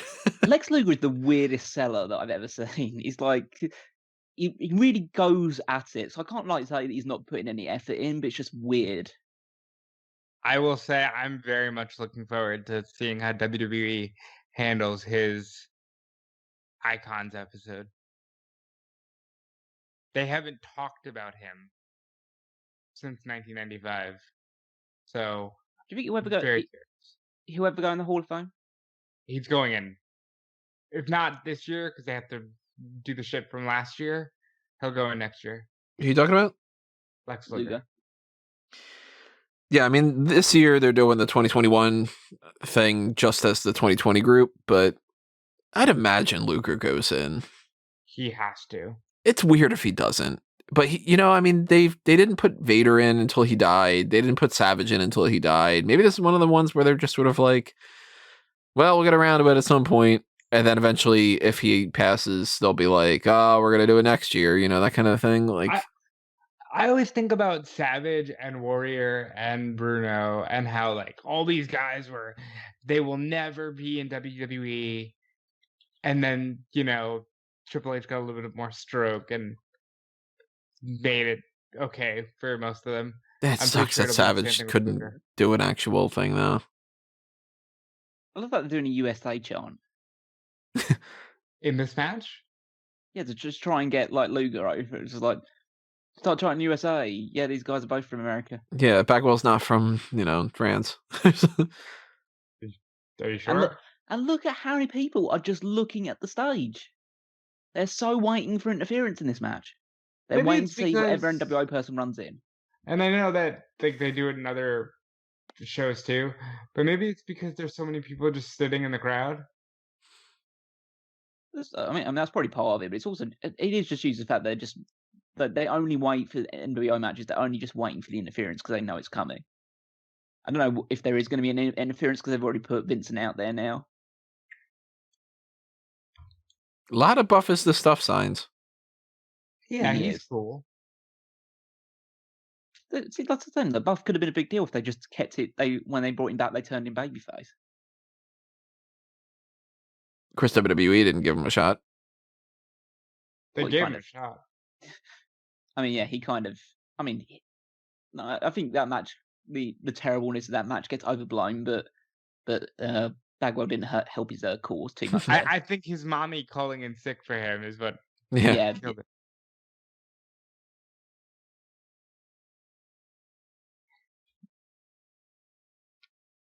I think the guy in the Brooke crowd. always knew he was going to be the star of the team.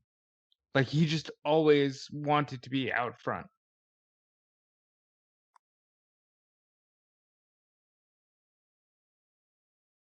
Oh, I guess we need this obligatory 3 minutes in a headlock sequence. This match was too energetic. They need to calm down for a little bit. I'll go ahead and plug some stuff. So, as you know, I'm a writer for WrestleZone.com, and Marcus D'Angelo is doing a WCW rewritten series, which is basically a long-form series of the WCW 97-98 rewrite that we just did a couple weeks ago. So you can check that out, and you can check out all the good stuff at WrestleZone.com, and you can follow me on Twitter at DudeFelice. How nice would it be to have a crowd like this right now? Oh yeah, it'd be great. I would love a crowd like this because, they're actually enjoying the show and adding fun instead of just trying to get themselves over.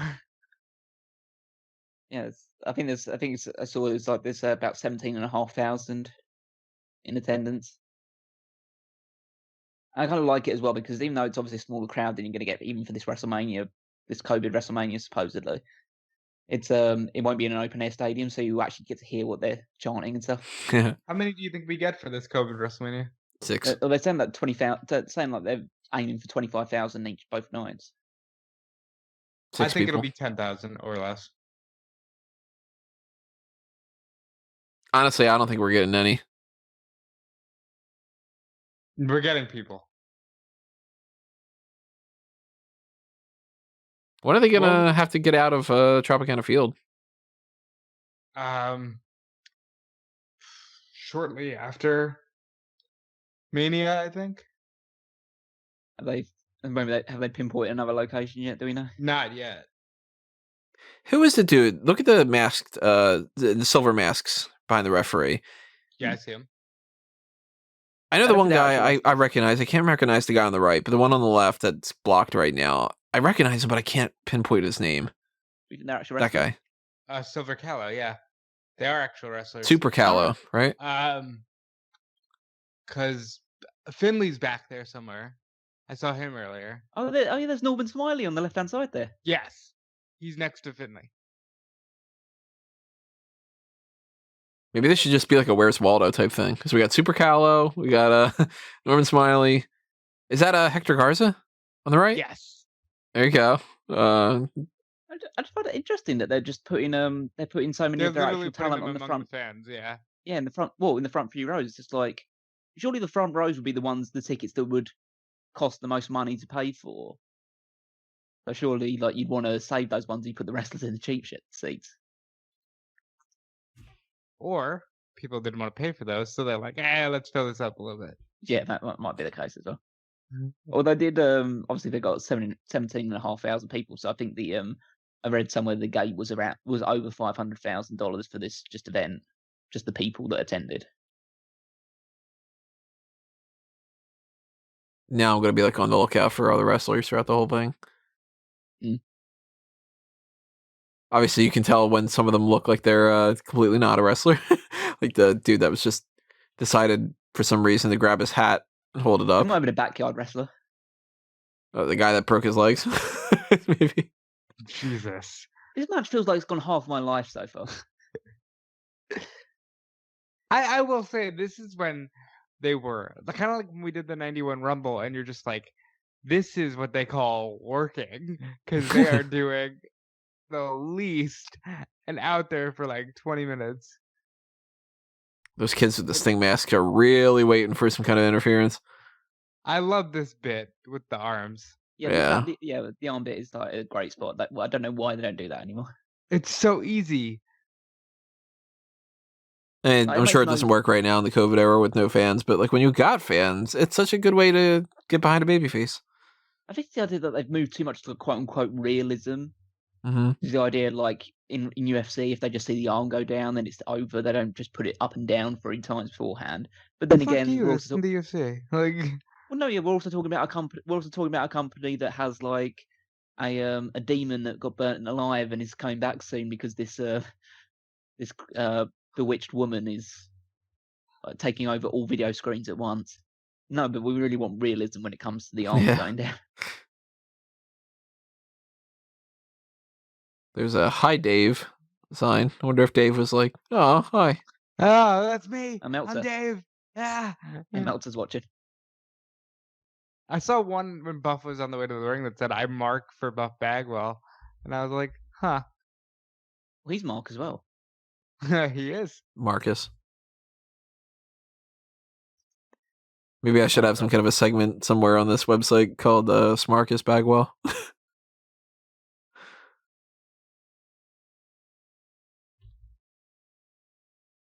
Crowd is dead too. I hope they're like getting popcorn. Oh, they're getting excited now. Oh wow! Wow! Never mind what I just said. Okay, I guess. Yeah. No, because like again, it's I can't say that I'm definitely hating this match. This match is shit, but it's just a case of I can't blame them for the fact that they're getting over doing absolutely nothing and causing no damage to each other whatsoever. Like nowadays, you have to spike someone on your head at least 5 times in a match to get any sort of reaction from a crowd. Oh, Jesus Christ, he did not catch him at all there.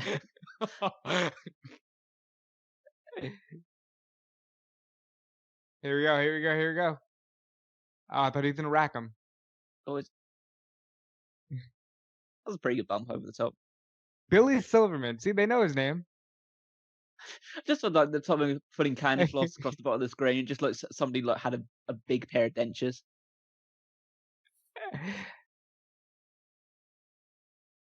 Oh, there's Billy Silverman. That's another referee. Oh, ref bump. Here comes someone from NWI. Scott Norton. I'm gonna go with Norton. How about you? Who hasn't popped up at this point? It might be someone that we've already seen. So Norton's a good shout. It might be Savage. I mean, Vincent's there already. Yeah. Oh, he's gonna rack. It's the rack. He's gonna tap out. Bro, you know the referee's down. Oh, here we go, Savage. Oh, hell yeah. All right, I'll take Savage. Oh, gonna try and body slam him. Oh. See, now the crowd are getting excited. Dusty likes it.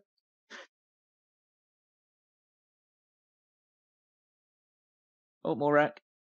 What's that? Oh, shit. Duff has more stuff than Buff?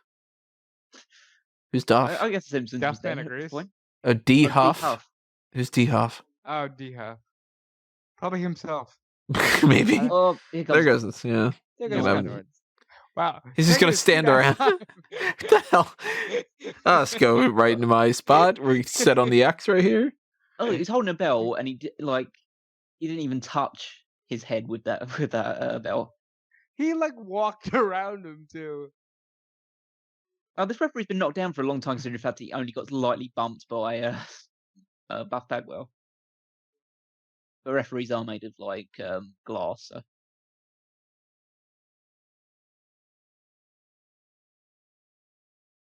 Bagwell beat him 5 times. So It's like 8 times now, right? It's got to add more. So I don't really obviously harp on too much about this, but we've only seen heels win so far on this show. Really? There's No, reasons Goldberg. for that. Oh yeah, and Goldberg. But Goldberg's kind of like a new up and coming guy, so he's kind of like not super babyface yet. But we've seen, but maybe not in the important matches, especially matches involving the NWO. We've seen the heels win, Yo, there's and this reasons is for like that. their equivalent of WrestleMania. Yeah, well, they loved the heels. Well, yeah, I know that, but it's just a case of surely you could give like I don't know, one babyface a win at this point that's not Goldberg. We're about to get 3. I mean, true. Maybe they should have just split it out a little bit more because it just feels pretty decisive about the fact that yeah, we're not having NWO losing so far. So far, like no belts. Cruiserweight title. That was the match. That was on the line in the first Oh, match. that's true. Who was the TV champion at this point? Isn't that what Hall was wearing? No, he was wearing a fake tag title. Oh, okay. I can't think of who would potentially be TV champion at this point. Then it's not Jericho. Jericho doesn't win that till later. Why wouldn't you just hit him in the back? You know, not in front of his face. Actually, why can't you just at least tap him in the head with that belt? You just like you hit him on the top of the shoulder with it. Well, that's a bad shoulder. Good for Billy. Billy was very dramatic about this. What'd you guys think about the whole thing with Luger and the forearm? That's real, isn't it? Yeah, he has a metal plate in his arm. I mean, like using that as like the story that they always did the whole like bionic forearm and it's like a finisher type thing, and yeah, I feel it's a fine gimmick. Especially when he used it to weaken the 500-pound man to be able to lift him. Oh wow, a star. Perfect. Look at the US heavyweight title now. Good. That belt looks nice. that is a gorgeous title. I love it. That's one of the better titles. Point to himself. Yes, point at yourself, sir. Hennig's so good. It is slightly weird to just like because he obviously is part of NWO because coming out to that music. You couldn't wet yourself before, like your whole top there is just soaked. It's very distracting. Why isn't he wearing like a black and white gear though? That's what I was kind of thinking. Hey, don't ask questions. I mean, there you go. He's perfect. He's only like Hennig is perfect. I don't know how to say that. Everybody used to say Hennig. I used to say Hennig. I did not know that there was no extra N there. It's just, I mean, he's only recently turned to the NWO because I think he turned at Full Brawl because he was supposed to be part of Team WCW or Team Horseman in the War Games match. There's another Hennig. Your Space Mountain. Heenan is NWO.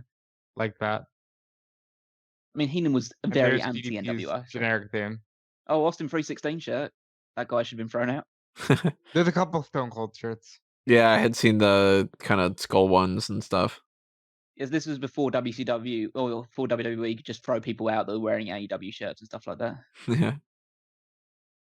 Hey, DDP. Okay, I'm looking forward to this, man. Wow, stars. Surprised that the music isn't different. It is. This is? They did a good job with the remake on this one. Huh. Yeah, did good enough job that I didn't think that they even changed it. I mean, yeah, see the Austin shirt behind? It's like the Terminator one. Yeah, because DDP's his actual WCW theme was just a rip off of something from Point Nirvana, wasn't it? Spirit. It's Smells Like Teen Spirit. This sounds kind of like it though. Yeah, it's a really this good is good. I would have been fine with him having this one. How old is DDP at this point? Like 52. Is DDP's older than Curt Hennig? 39 maybe. I bet he's older than Curt Hennig is at this point. Yeah, I would venture that would be a true guess. That's crazy. I need to. DDP's an anomaly in pro wrestling for sure. Oh yeah. So DDP at this point would have been 41. Huh. So weird. Yeah. Well, how old's Hennig at this point? Hennig at this point would have been. Let me have a look. Probably like 38 or something. He would have been. About 39. Yeah, 39. So yeah, DDP's like 2 years older than him at this point. And that's weird to think too. Like Hennig right now, in this time frame in WCW, it's like, all right, he's a classic guy. He's past his prime. It's whatever. We're just gonna put him in the United States title situation because, he's not the top guy, but he is a veteran, and we whatever. And it's like he's 38, and somebody like a Drew McIntyre is like with 36, maybe. Yep. Yeah, 36 now, yeah. And it's like, he finally got to the mountaintop. Look at that. You're going to be the future of this business for the next 10 years, pal. Like, what? Like, it's just so weird. Yeah. Oh, something I didn't mention. I've been thinking about it all night. I hate these yellow turnbuckles. I don't like the shape of them. They look weird. I don't like the shape. I don't like that they're just bland yellow. I don't like that they don't have any kind of a WCW logo or Starrcade or anything on it. Not a fan whatsoever. If it was like that blue that they've got for the Starrcade logo, or just black, and obviously a better shape, but like, not a fan of that at all. I like it. Honestly, compared to like just because of the previous match we just saw, it feels like someone's just hit fast forward. Yeah, because they're actually moving at some sort of pace. And you care about their movements. Yeah, they actually came out here to work and entertain people. I'm gonna hi Guest 5, I'm gonna read this question out loud. I'm sure we'll get back to you. But you can also hear Tony's verbal reaction. Tony, you like merging stuff. Did you hear about DC trying to sell some of their characters? Marvel was apparently interested. Huh, I didn't hear about that. I did not hear about that either. They want to sell some characters? Like Superman and stuff? I would not like to see that. I'll tell you that right now. I assume it wouldn't be like the major ones. Yeah, that's Sell the Green Hornet. Some. I mean, we're gonna get into a whole separate thing if I get too deep into this. But some of the characters that are in Marvel should be in DC, and some of the DC characters should be in Marvel. Name the main ones that stand out, like main DC that would be Marvel. Like, I kind of feel like maybe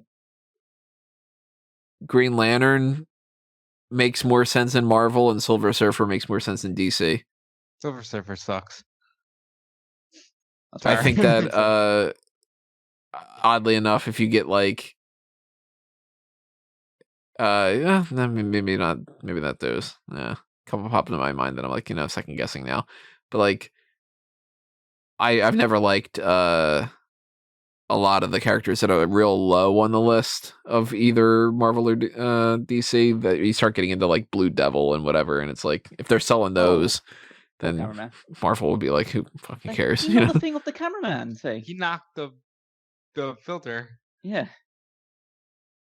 There's a little stand that the cameraman's on. I like that actually. Yeah, that was useful to get like a few good shots in. Ooh, the injured ribs. Those steel steps go flying easily. Yeah, they're not as solid as the WWE ones.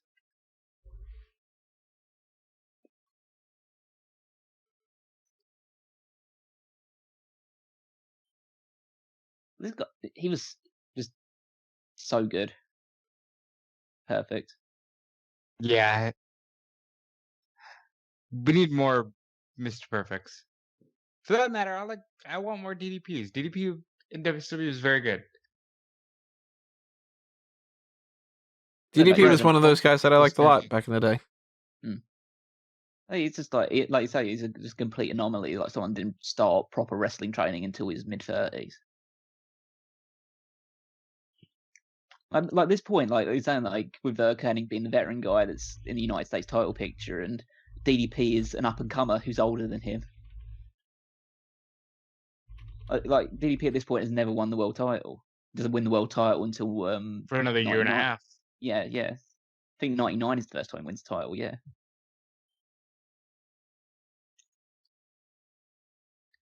Skip the light fandango. He said light fandango. I didn't realise Dusty Rhodes was a fan of Lighter Shade of Pale. Lighter Shade of Pale.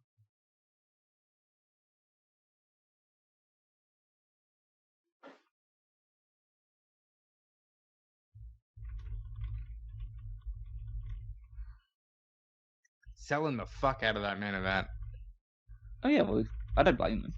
Like, but It's the only thing, even that, people I feel pay like for. they don't do now. Yeah, I mean that's the thing that everyone's paid for. Everything else basically on this card is a bonus. Like credit to anyone and stuff like that, but no one paid to see Malenko against Guerrero. They're paying to see Sting beat the crap out of Hulk Hogan. Yeah. That's so simple, and you can really think he's cheating. Look at him cheating. He's like,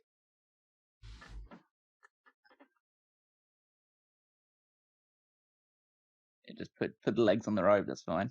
So it's just basic. They don't do stuff like this nowadays. It's like this real basic shit. they're actually working. Like they're making it look like it's a real thing, or not even a real thing. Just like they're making you think they're cheating. I got distracted there because I saw a sign that said Steve Austin is the real icon. Oh, I just saw. Oh, Sonny Ono's eating popcorn in the background. Nice. Oh yeah, Ernest the Cat Miller's right Oh, next there's to Ernest, Yuji yeah. Nagata's there. him. Yeah.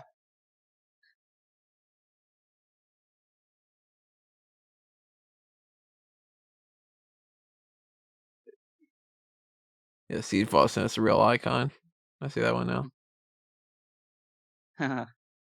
Look at that. Look at that. He's tapping his foot 3 times to get them to start chanting DDP. Brilliant. Yeah. You know, it'd be great if they were actually chanting DDP. Yeah. Instead of them going, who's going to come Well, out? they started to, but they couldn't find the No, rhythm. but all so they're they gave doing is up. just looking at the round, waiting for who's going to interfere. Just They really are just staring at the ramp. yeah, that's what. Like I said, that's like the thing. Look at that cell. Oh, I love it. I think my least favorite person in the crowd is there's a dude on the right who's got like multicolored dreadlocks and like with like a hat, I think. I haven't seen him yet. Screw that guy. What? He's cool. It's the 90s. The bottom right above the turnbuckle. I'm not going to show him again. Look at that. They're rewarding the audience.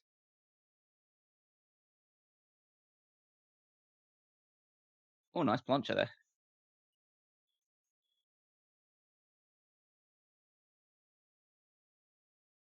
That kid is feeling it. Yeah, I'm going to put my hand like a vagina. What? It's just like, that's the thing, isn't it? It's just like, yeah, put my hand like a that was a vagina. Yeah. Oh, yeah, she just wants to fuck him. What are you guys talking about?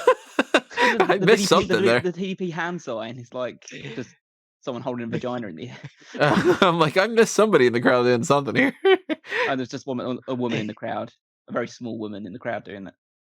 I feel bad now. I thought it was a child. She's like, yeah, DDP. Like, no, she was just saying that where she wants DDPs to go. where she wants to feel the bang. Different meaning of self high five. Did you catch Dusty? Dusty's one of those hooligan ranas. That's awesome. Oh, that's so nice. simple. I put the foot on the ropes as well because he's a good heel. Yeah, perfect's great.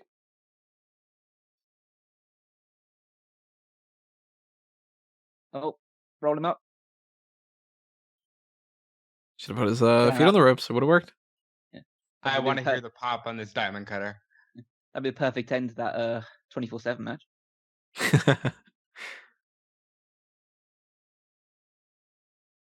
Oh boy.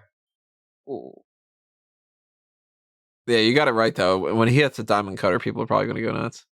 Oh yeah, that's again. It was like the RKO of the time because it basically is the RKO except he just doesn't jump in the air. It's the new age DDT, and I like that analogy. Always going for perfect plates.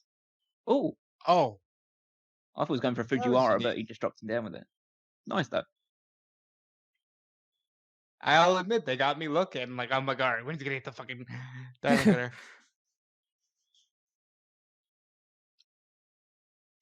Look at this kid in the crowd. He's just like, did you see me do this dance, huh? Oh, Dad? That was nice. Just punch him in the face, go down.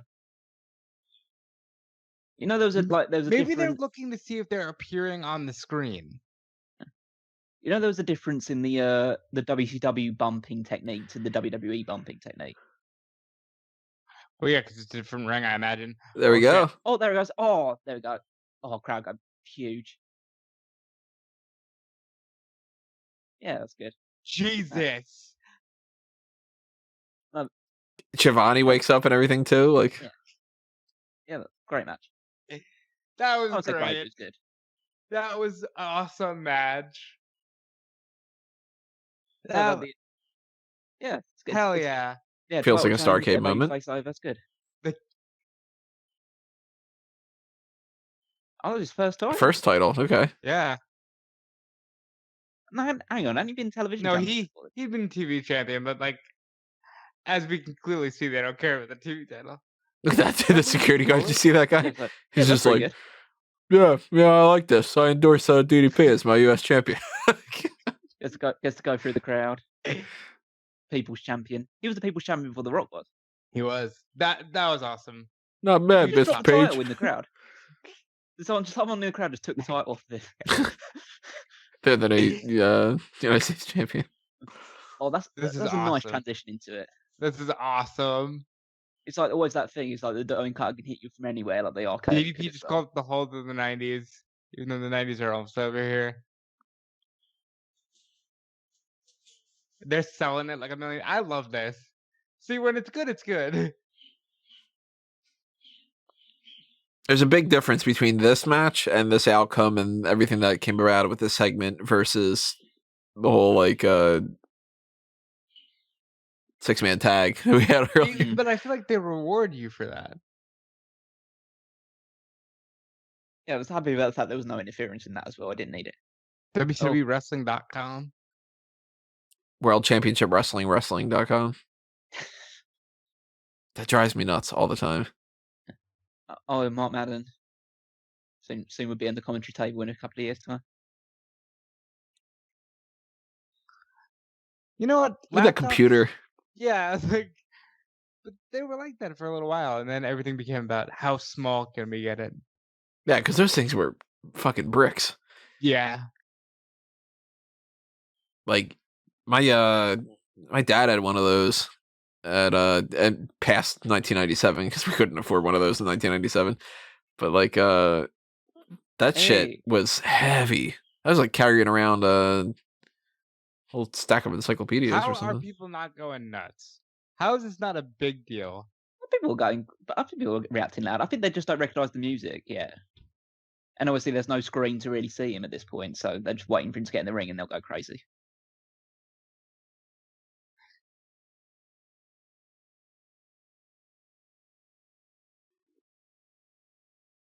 Man, Bret never should have gone to WCW. Dusty just flat out asking, is he a tweener? But I mean, yeah, at this point in time, like, obviously, he was the biggest star in wrestling because, well, I don't say biggest star in wrestling, but he was like the hottest guy coming into this company because of everything that had happened. Yeah. Yeah, because only a couple weeks. Comes Eric Bischoff for his first ever match at Starrcade. Oh, no, wait, that's Scott Hall. Oh, he's been accompanied by Scott Hall. What's Hall got in his hand? Boxing gloves, I think. Oh, Okay. wait, no, you're right. I like the nickname Easy. He looks in pretty good shape. Yeah, with Bischoff getting into this and, you know, like getting into shape, Vince McMahon being into weightlifting and all that. If I ever owned a wrestling company, guaranteed you're not getting that out of me.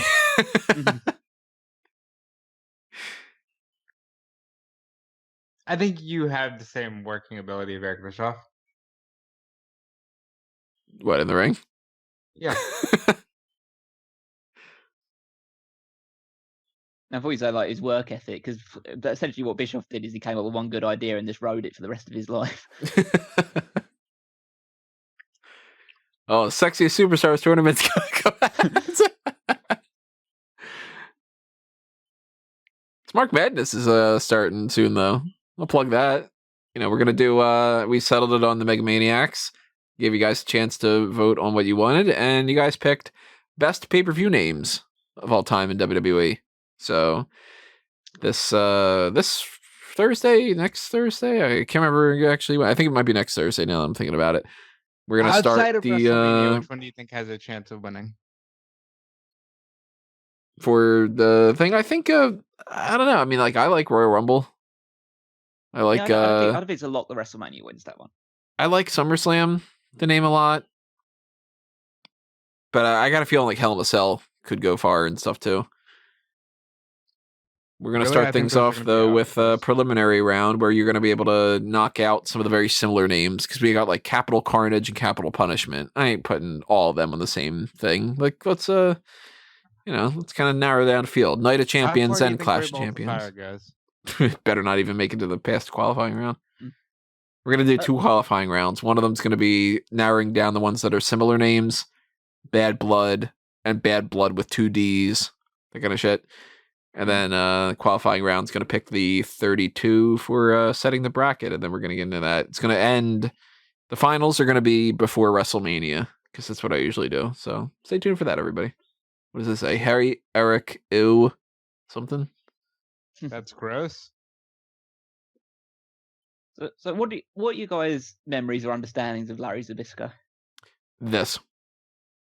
Like, not even this match, but Larry Zbyszko being a guy in WCW that people talk about that I don't know anything about, and I cannot still to this day spell his name. So, it's like ZBYZSZO4. Like, you had it good. You just didn't put a K in there. So close. So Larry Zbyszko is one half of one of the greatest heel turns in professional wrestling history. With Bruno. Yeah, with Bruno Sammartino. When he was teaming with Bruno. Bruno was like his big mentor, and then he eventually turned on him. It's one of those ones where like the crowd just pelts the ring with garbage and stuff like that because they were so angry with the turn. I don't think they clearly didn't capitalize it as well as he could have done, but that actual moment, it's the idea of like building it as long as you possibly can rather than just waiting for a year with a tag team and then splitting them up and neither guy gets over. Mm-hmm. But, speaking of that, they're apparently trying to potentially even split up the Riot Squad again. Okay, I need to actually check. I need to check how old Larry Zbyszko was at this point. 32. I'm gonna go with 45. Oh my god. He was 46 years old. Oh, it's so close. So he's only 5 years older than DDP. More than that. He's only 3 years older than AJ fucking Styles. Insane. How many years older than AJ Styles? AJ's 43. How old is Dustin Rhodes? 50. Dustin Rhodes is 51. So this guy's a wrestling legend. He's been taken off. He's on commentary now. He's 5 years older than a guy that's working every single week now pretty much every week on either Dynamite or Dark. There's a sign there that said I steal cable. Sorry. So Chris Jericho is still like a main eventer in AEW, and he's 50. He's 50. Crazy. Again, time frames, man. I know. Weird. It's a different idea about legend, like who was legends at this point in time. Actually, I want to double check something as well. I wonder how old Bret Hart's here, like 16, based off of that. Like 40. No, maybe? I think. I'm gonna just double check as well. Bret had to be still 30s, I guess. No, I think he was solidly 40. Bret Hart was 40 at this point, so he's only 6 years younger than Larry Zbyszko, and he was about to just come in as one of the next top stars. Hulk Hogan was 2 years younger than Larry Zbyszko. Really? Yep. Damn. So WWE, what? Fucking, never mind. and Sting was 38 at this point as well. He was 38 here. Yeah, on this show.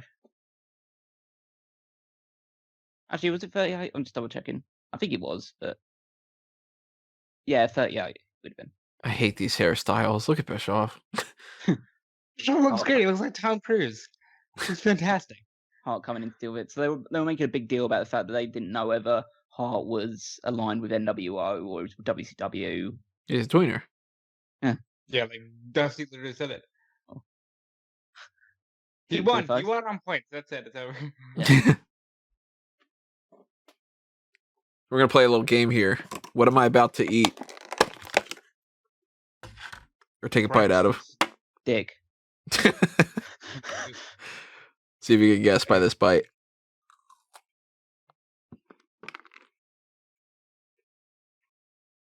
I'm still going with pretzel. Cheeto. It is a milk chocolate coconut haystack. Huh. That was close. Yeah, a little bit off. Oh, sleep hold. Speaking of sleep hold, do you know what the main event of the Starrcade 96 was, Tony? Starrcade 96. I'm assuming maybe Hogan and Flair? No, it's Hogan and Piper. Ah. How old is Piper? 92. Making me do so much admin here. It's just get Roddy Piper Just up. a quick Google search. He was at this point he would have been 40. Alexa, how old 43. was Roddy Piper in 1996? He would have been 43. He would have been 42 in the Starrcade match. Wow. So younger than AJ Styles was. Wow. There you go. Alexa, help. And and that match, Piper actually beats Hogan, but they specifically made sure that match wasn't for the World Heavyweight title that Hogan had, so he couldn't lose the title. I don't think Luger should have beaten him. I think he should have only lost it to Sting. He could have done, yeah. I just don't see the point of like why book a main event at Starrcade if like it's Hogan against Piper and you just decide, yeah, for this one match for some reason we're not going to have Hogan defend his World Heavyweight title. Maybe there was a bit like Piper's not a legally contracted wrestler or something. I don't recall. I mean, Roddy the Piper. They do have the match for the world title at Super Brawl a few months later, but Hogan obviously wins that one. I hate when they do non-title matches because it's just sort of, if the person wins, you're like, oh, of course they won because it's non-title. And if they lose, then you go, well, what the fuck was the point of it being non-title? You know what I mean? Also, do you think this was like the best use of Hart for his first match, for his first showing? None of this was a good use of Bret Hart. No, I know, but like him being the enforcer for this one. Maybe they could have done something where they injured Zbyszko and Hart. Actually, I think it was the idea that Hart couldn't wrestle at this point. I wouldn't have even said anything. I would have just been like, okay, you're not coming in until the main event of Starrcade, and then have him walk out, and it's, oh my god, it's Bret Hart. Well, to be fair, everyone, well, I don't say everyone, because not as many people were reading the dirt sheets and stuff like that, but Bret made it pretty clear at the end of the Survivor Series that he was going to WCW. Well, that is true. I mean, where else would he have gone? Yeah, exactly. You know? He pops up in ECW. But he's literally a month removed from the main event of the Survivor Series. Oh, Bret stopping him using an open fist. These shoes that Bischoff's got on. Not shoes. Well, yeah, it's just covering over the top of it because you can see his it's bare feet at the bottom of it. Awful looking though. They look like they're like corrective.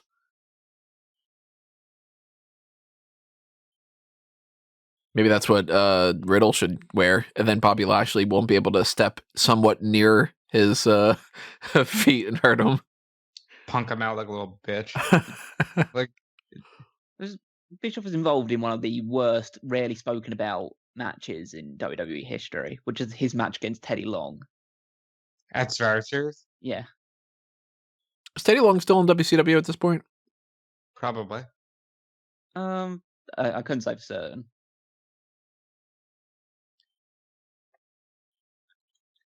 I wonder how many of these are actually connecting, because Bischoff's obviously not a wrestler, so Larry's just having to. He's like, also go for it. injured here. Like, he injured his knee going into this. Bischoff? Yeah. Which knee, do you know? I assume the right one. He's not throwing that as much. Yeah. Crowd really getting behind Larry here. I don't. Oh, you used the right knee then. Probably Yeah. that. Probably the one that he's not throwing as much, though. Bischoff's winded He himself punched beating up himself Larry too. Zbyszko. All right, that's pretty awesome. He rope-a-doped him. There you go, Dusty Rose. He rope-a-doped him right there. Doesn't have the conditioning. Just push him over. Do it. I mean, it's not really rope-a-dope, is it? Because Arlie used to avoid getting hit while that was happening.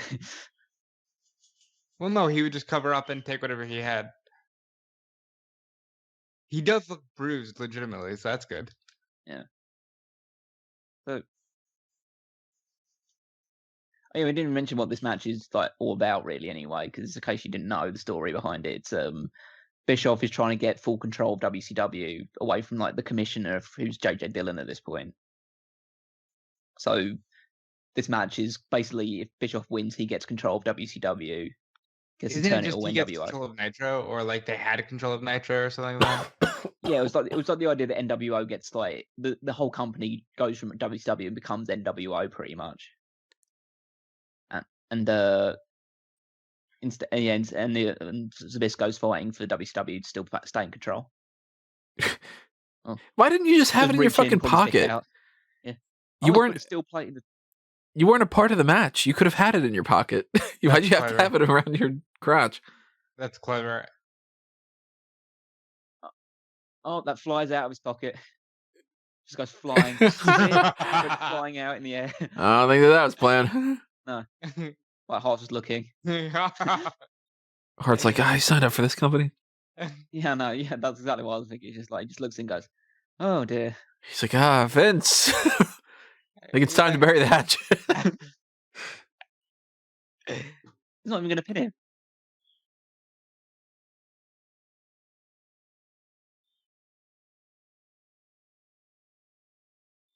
He's going to just punch him, right?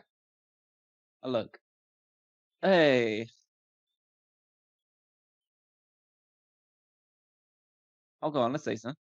I think Cotton Candy Person's like, let me go try to block this shot. What is Hall doing? Oh, now the crowd are going crazy. He's pulling like a Speedy Gonzalez. He's just revving up, you know. He can't quite do what Eddie Guerrero did earlier. You know. There we go.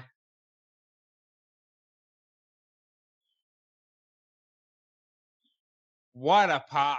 Like, when they pop big.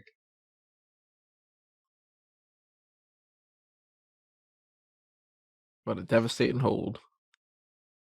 It's one thing I've always loved about Scott Hall, because Scott Hall just put anybody over as long as he's making money.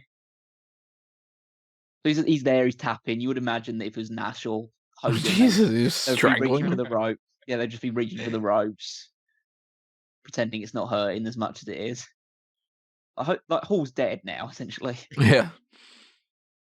He didn't. Okay. It's over. Okay, just calls it the end. No pinfall. No. It's over. Hang on. I need to look at this now to see. Larry Zbyszko defeated Eric Bischoff by disqualification.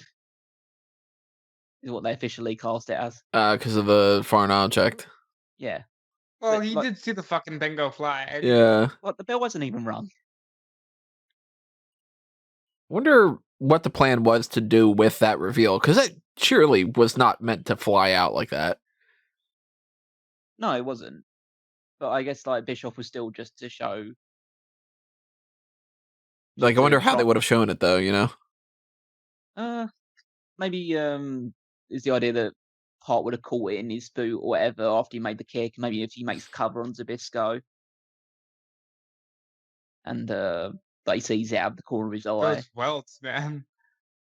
Or maybe it was supposed to fly out, but just not that far. Yeah, maybe. Maybe it was supposed to like fall out. You could have just put it in your pocket, bro. Yeah, but I'm just like, just love the fact that like he just reaches in. It's like, yep, just gonna pull out my dick. Yeah, like it's like I said, you're not in the match. They're not checking to see if you have anything in your back pocket or something. Yeah. Please do it in slow motion. Fuck. There we go. Well, they're even saying it. He had to see it there. Okay. Yeah. It's about as good as the sell on those death scenes in Diamonds. Rev it up.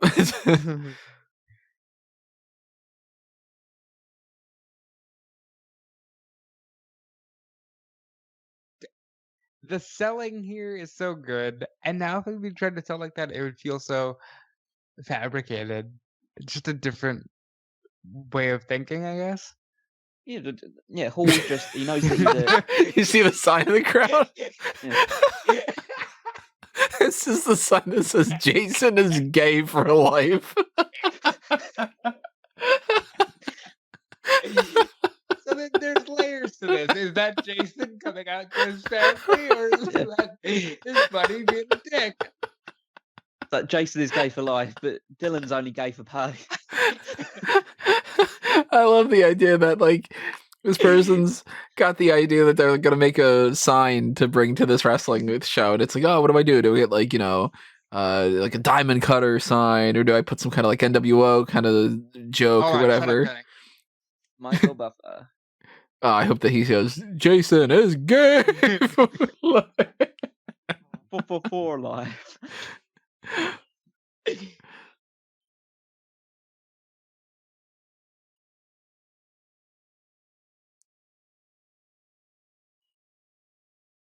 Imagine just having a voice and getting a career based off of that. You don't even have to do any of your research. You just read off a thing.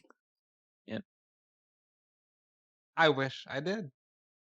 To be fair, he's pretty accurate when he says this is like the most anticipated match. Maybe not in all professional wrestling history, but probably in WCW history. Are you? At the very least, it's up there somewhere, you know? Yeah. I wonder how much money they gave him by always bringing him in. Way too much. I mean, he's great. He adds a lot of gravitas. Anybody. I mean, they were paying ridiculous people. Like, imagine like Greg Valentine just sitting there in the crowd. He's probably making like 6 figures.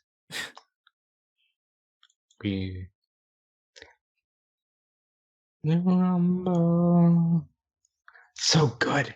Did they only get Buffer once for the Royal Rumble for 2008? 2008, yeah. Yeah, which is a shame. Seems like that would have made so much more sense other years. Like, if you would have said, okay, Michael Buffer pops up all the time for a wrestling promotion, I would assume it goes, oh, okay, well, every year for the Royal Rumble. Not just like, that's WCW. That's supposed to be Sting? Yeah.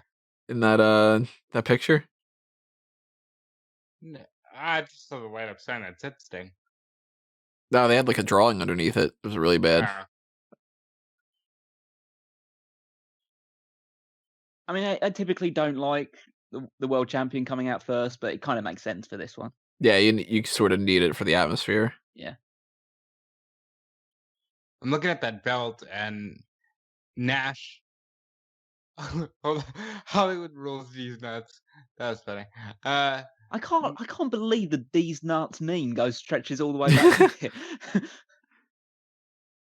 Look, I mean, we're always going to say Hogan was never the best in the ring, but just looking at Hogan right here, he looks fucking cool. Yeah, I mean, listen, there's no denying Hogan just being an absolute megastar. Mm-hmm. Criticize the man himself, criticize the ring work, all the other kind of things that go along with that. Obviously, it's different discussions, but like when people act like he's not the biggest star in the history of professional wrestling, it's like you're just wrong, like.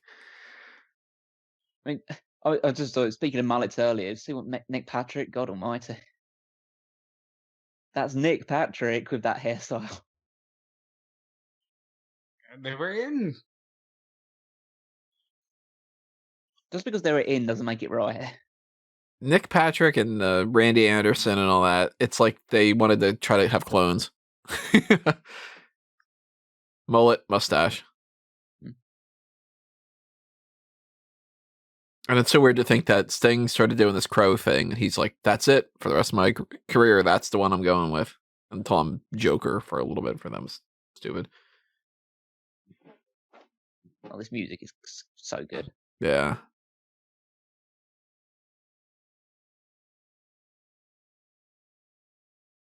And that'll do us in for the fan tries. It's not like we're just waiting for this one. Cool effect, too. I like this effect. It's not like it's most like it's obviously that it's way beyond. It's like not the CGI stuff they do nowadays, but like it's really good for the time. Like the Scorpion, Yeah. the little narration, making it feel as epic as they possibly can.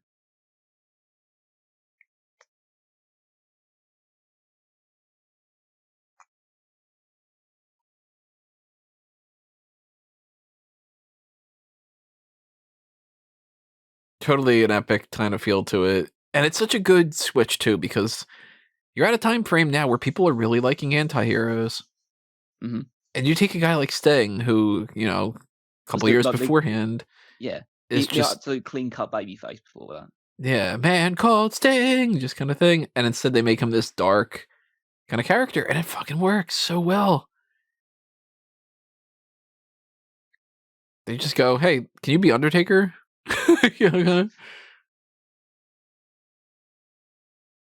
And it works so well because it's just like you say, it's just the complete antithesis of what he used to be, which was just like the big, loud, shouting babyface. Now he's like brooding and silent.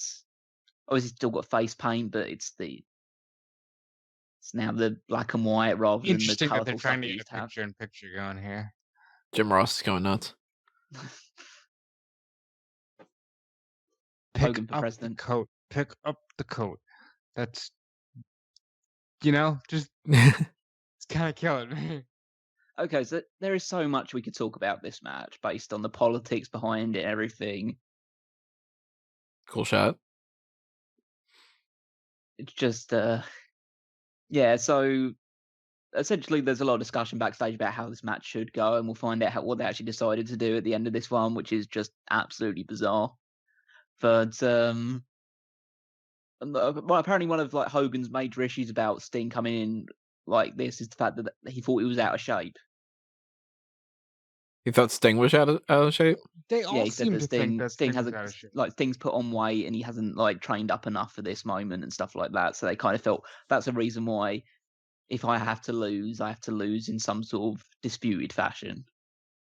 I think the finish was always going to be disputed, but I do think a lot of it the Sting not being in shape thing, because up until this point he had never worn a top while wrestling.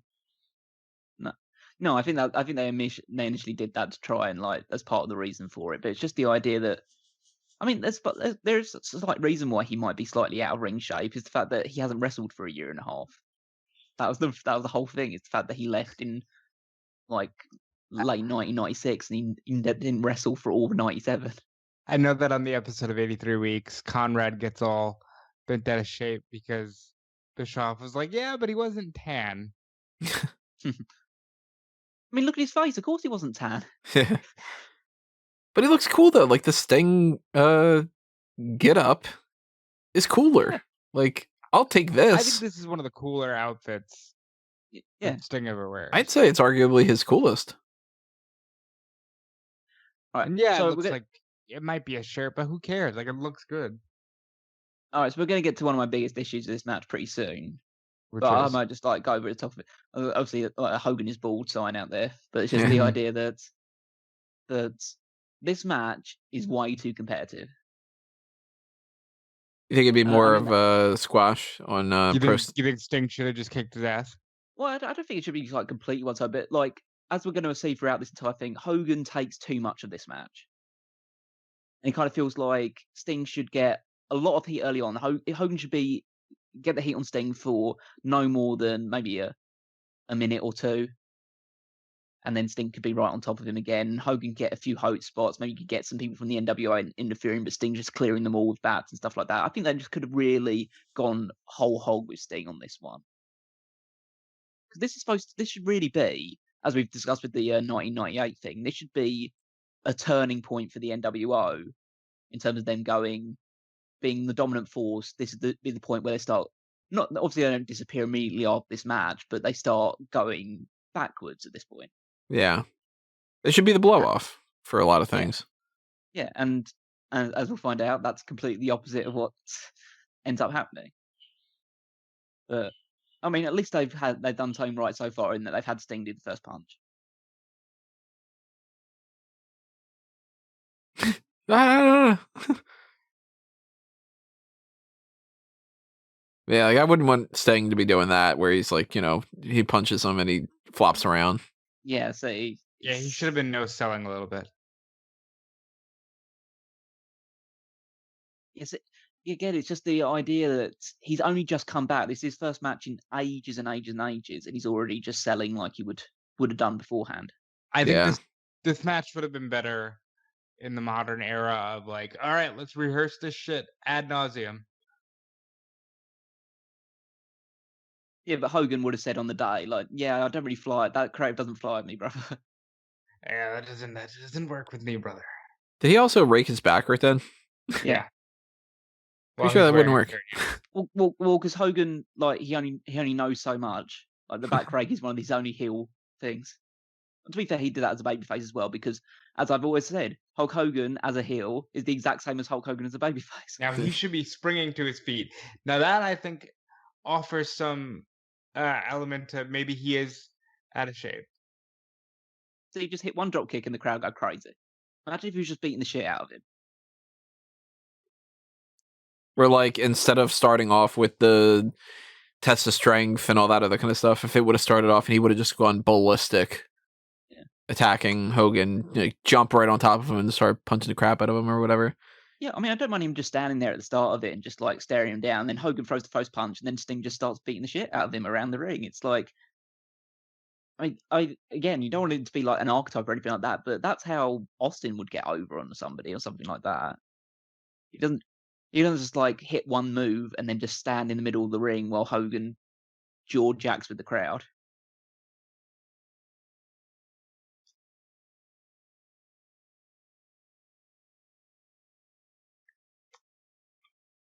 I mean, I do like the fact that commentary is just all for Sting. There's no Yeah. There's no in place NWO heel commentator.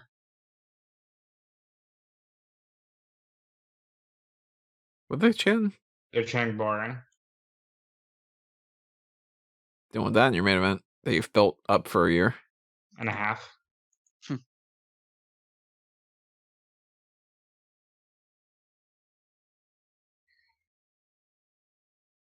He pulled that off. Oh, another dropkick. There's another dropkick. Oh, Hogan doing that. Yeah, didn't see that coming. See, that's fine. See, that's good. That's what he should be doing for a lot of this match. Yeah. Never understood the fascination that people have where they're like, the wrestler's near me, let me tap him on the back. Why do you gotta touch people? Yeah. But now I was really hoping COVID would end that. But now it's gonna be worse. Standing there and now people are just gonna cough on each other. I do think there's some validity to the whole he was not in shape thing. Like I say, he might have been rusty because he hasn't been wrestling for a long time. But I also feel like, I mean, it's not Sting that's not being active in this match. It's Hogan walking around the ring doing nothing. Yeah, but he could be more eager and like trying to rip his head off. Yeah, but that might be part of the fact that they told him not to do that. This is how it's going to go, brother. You hit a couple of moves, I go to the outside, I jaw jack with the crowd for 3 minutes, build up heat.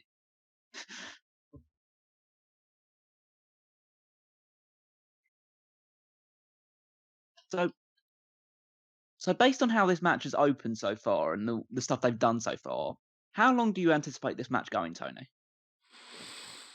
So far, it's been probably about 5 minutes, right? Something like that, maybe. So I would assume maybe another 10. Okay. It's going to go another 15, I think. Unless you're going to swerve me and tell me that it's ending in like 2 minutes. 46 minutes later. Obviously won't spoil it, but you know.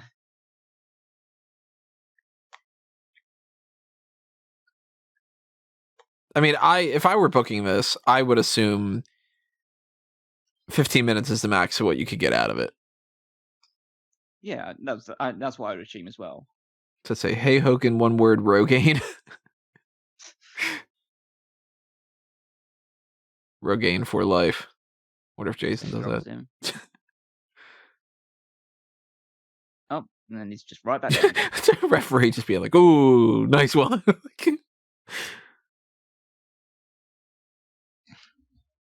Guy in the crowd's like, I bought a Sting shirt. Look at my Sting shirt. He's just laying there.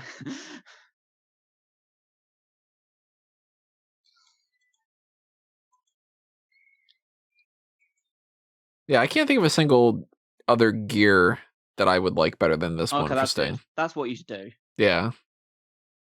Do more of that. What was that? So, suck it. Yeah, why is he pulling a DX thing there? Yeah, see, this is exactly what it should be. That suplex should happen like a minute in. Yeah. And then he starts doing this and just beats the shit out of him for a good 2 minutes, whatever. But no, it does a few punches and Hogan's immediately back on. Yeah, it's just always going to be that.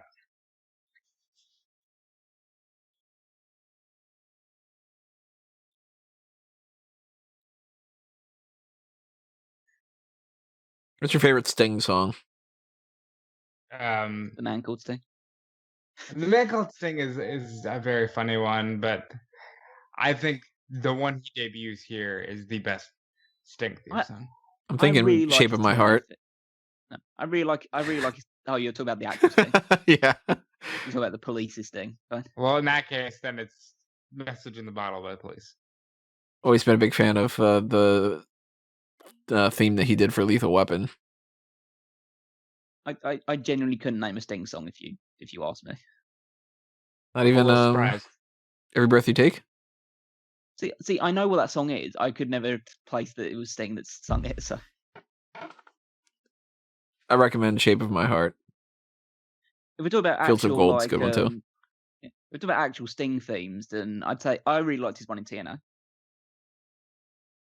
Yeah, I'll give you that. He has a great TNA theme song. I'll tell you, probably my least favorite's the one in WWE. Yeah. Just, yeah. But Crow theme. Great, but it hasn't grown on me yet. Even though he's been there a lot. I couldn't even tell you what it is if I heard it. Oh, misses a splash. See, that's where he could have just again, it should have just been again, I don't want to just be completely rebooking this match in my mind or anything like that, but you have Hogan be beaten up for the first however long this match has been going. You have the no-sell, the suplex and stuff like that. And then this is where the tide turns for a little bit. Yeah. He misses a big splash in the corner, and then you just have Hogan get the heat for a little while. Oh, see the guys behind Hogan with the hats? Oh, that guy. There you go. And the other one next to him. Screw them. Yeah, it's pretty now he's just getting beaten up. Look at this kid. This is happening. It's right near me.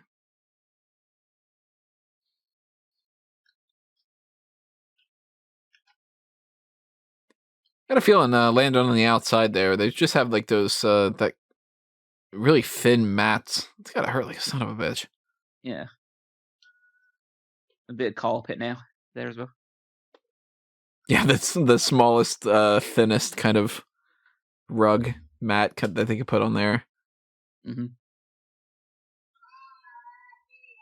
So that way they just get rug burn on top of it. Just atomic drop. I've seen plenty of atomic drops in this one. Don't really see that move as much nowadays. It's one of my least favorite moves in pro wrestling history. I completely disagree. I think the atomic drop is great. The atomic drop from behind is maybe my least favorite, period. I'll take a playmaker over that. Nah, I disagree. You're wrong. And Okay, so guys. Is it over? The first part of it at least is over here. Leg drop. 1, 2, 3. 1, 2, 3. I know the ending here. There you go. Now, Tony. Huh. In your mind, was that a fast count? No. No. You know what it's supposed to be? 1, 2, Fast 3. count. It was supposed to be like just like really super quick. But now Bret Hart's saying, no, not this way. He doesn't want to get to somebody screwed out again. Yeah, they did not do that quick enough. No, and that was a lot of people's mind intentional. That Patrick was like doing that on behalf of Hogan.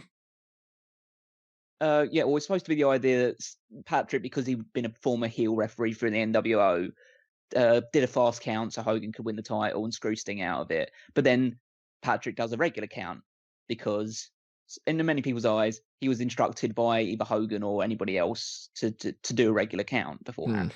Yeah, because that does not seem like a fast count. They've done plenty of type things. Yeah. So now it basically seems like Sting is now essentially screwing Hogan out of a match that he rightfully won. Yep. Which is very much the opposite of what he's supposed to do. So he's hit 2 Stinger splashes now. What a lackluster match. Yeah. Puts in the thing. So he's putting on the sharpshooter in front of Bret Hart. Bret Hart, who is not the legal referee. Yeah. I'll give you this. Nobody cares.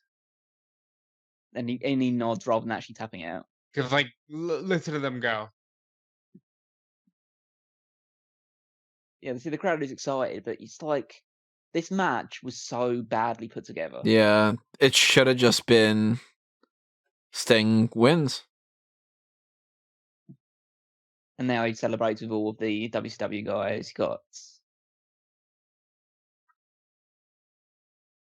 Get all the guys in that were waiting in the ringside. Like Mortis sticking his hand up with thumbs up. See, I don't know if I'm sure I like this as well because it just doesn't feel like that's what this Sting character should be doing. No, none of this feels right. It seems like he just is like, yeah, I'm beloved again. I think after years of playing the one character, he didn't know how to do anything else in the ring but be Sting. Like, be Surfer Sting. It's probably part of it as well, but just the one, like, you just get the feeling watching this match that every little bit of political power Hulk Hogan had, he just put into this one match to make sure that Sting doesn't get as over as he could have done in this match. That seems stupid to me because then, like, why did you spend the last year and a half building it? If you didn't want to work with him, wow, he hugged La Parka. That's weird. Like, it's just that way. It's just the fact that I think Bischoff had the right idea in mind. He just got overpowered by Hogan's. Look at Duggan. Yeah. Duggan just there waving the flag. They're all just standing there in the middle. They're not really doing anything. Some of these are really fun. Like, why did La Parka hug him? At least Valentine's like clapping. He's trying to make it seem like he serves a purpose. What? Yeah, he's just saying something because, and also it's the fact that Sting hasn't said anything in however many years, and now he's just shouting Mamacita. Something. I know that whatever sentence that was, it ended with Mamacita. I think I just saw Teddy Long, by the way. Oh, okay. Just walking through aimlessly. Alex, right? When we're done with this, I'm gonna go back and see what he said. I think he said something about Mamacita. Yeah, but like, why? See what I mean? He didn't know how. Wow, we get end credits. Yeah, they always did end credits for. I don't remember that. Pay-per-views.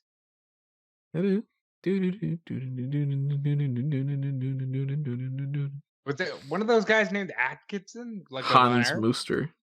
Yeah, but you have to say that as a match that had been built up for Steadicam Snake. It's been built up for years and years and years.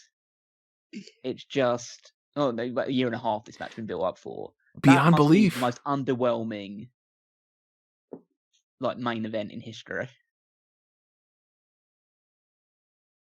It's so It just doesn't badly put work. together. Yeah. It's so badly put together. It's just not the match that it should have been. I don't mind it going that length, but it should be Sting on offense for most of it. Hogan gets a bit of a hope spot. He maybe even hits the leg drop, but I think Sting should no-sell the leg drop or kick out at the very least. I don't see why they had to go with all that sort of stuff. So since we got any credits on, I'll plug a couple other things real quick. Obviously, if you are not subscribed to the YouTube channel, hit that subscribe button, ring that notification bell, hit the like button if you enjoyed this, and share it with anybody who you think might be interested in checking this out too. There we go. We're fading out. Now we're gone. The like button, something that can go far. The applause button is another thing. The join button is the same as the Patreon. So if you want us to do more stuff like this or any other kind of things, then, try to show us some support in that kind of way.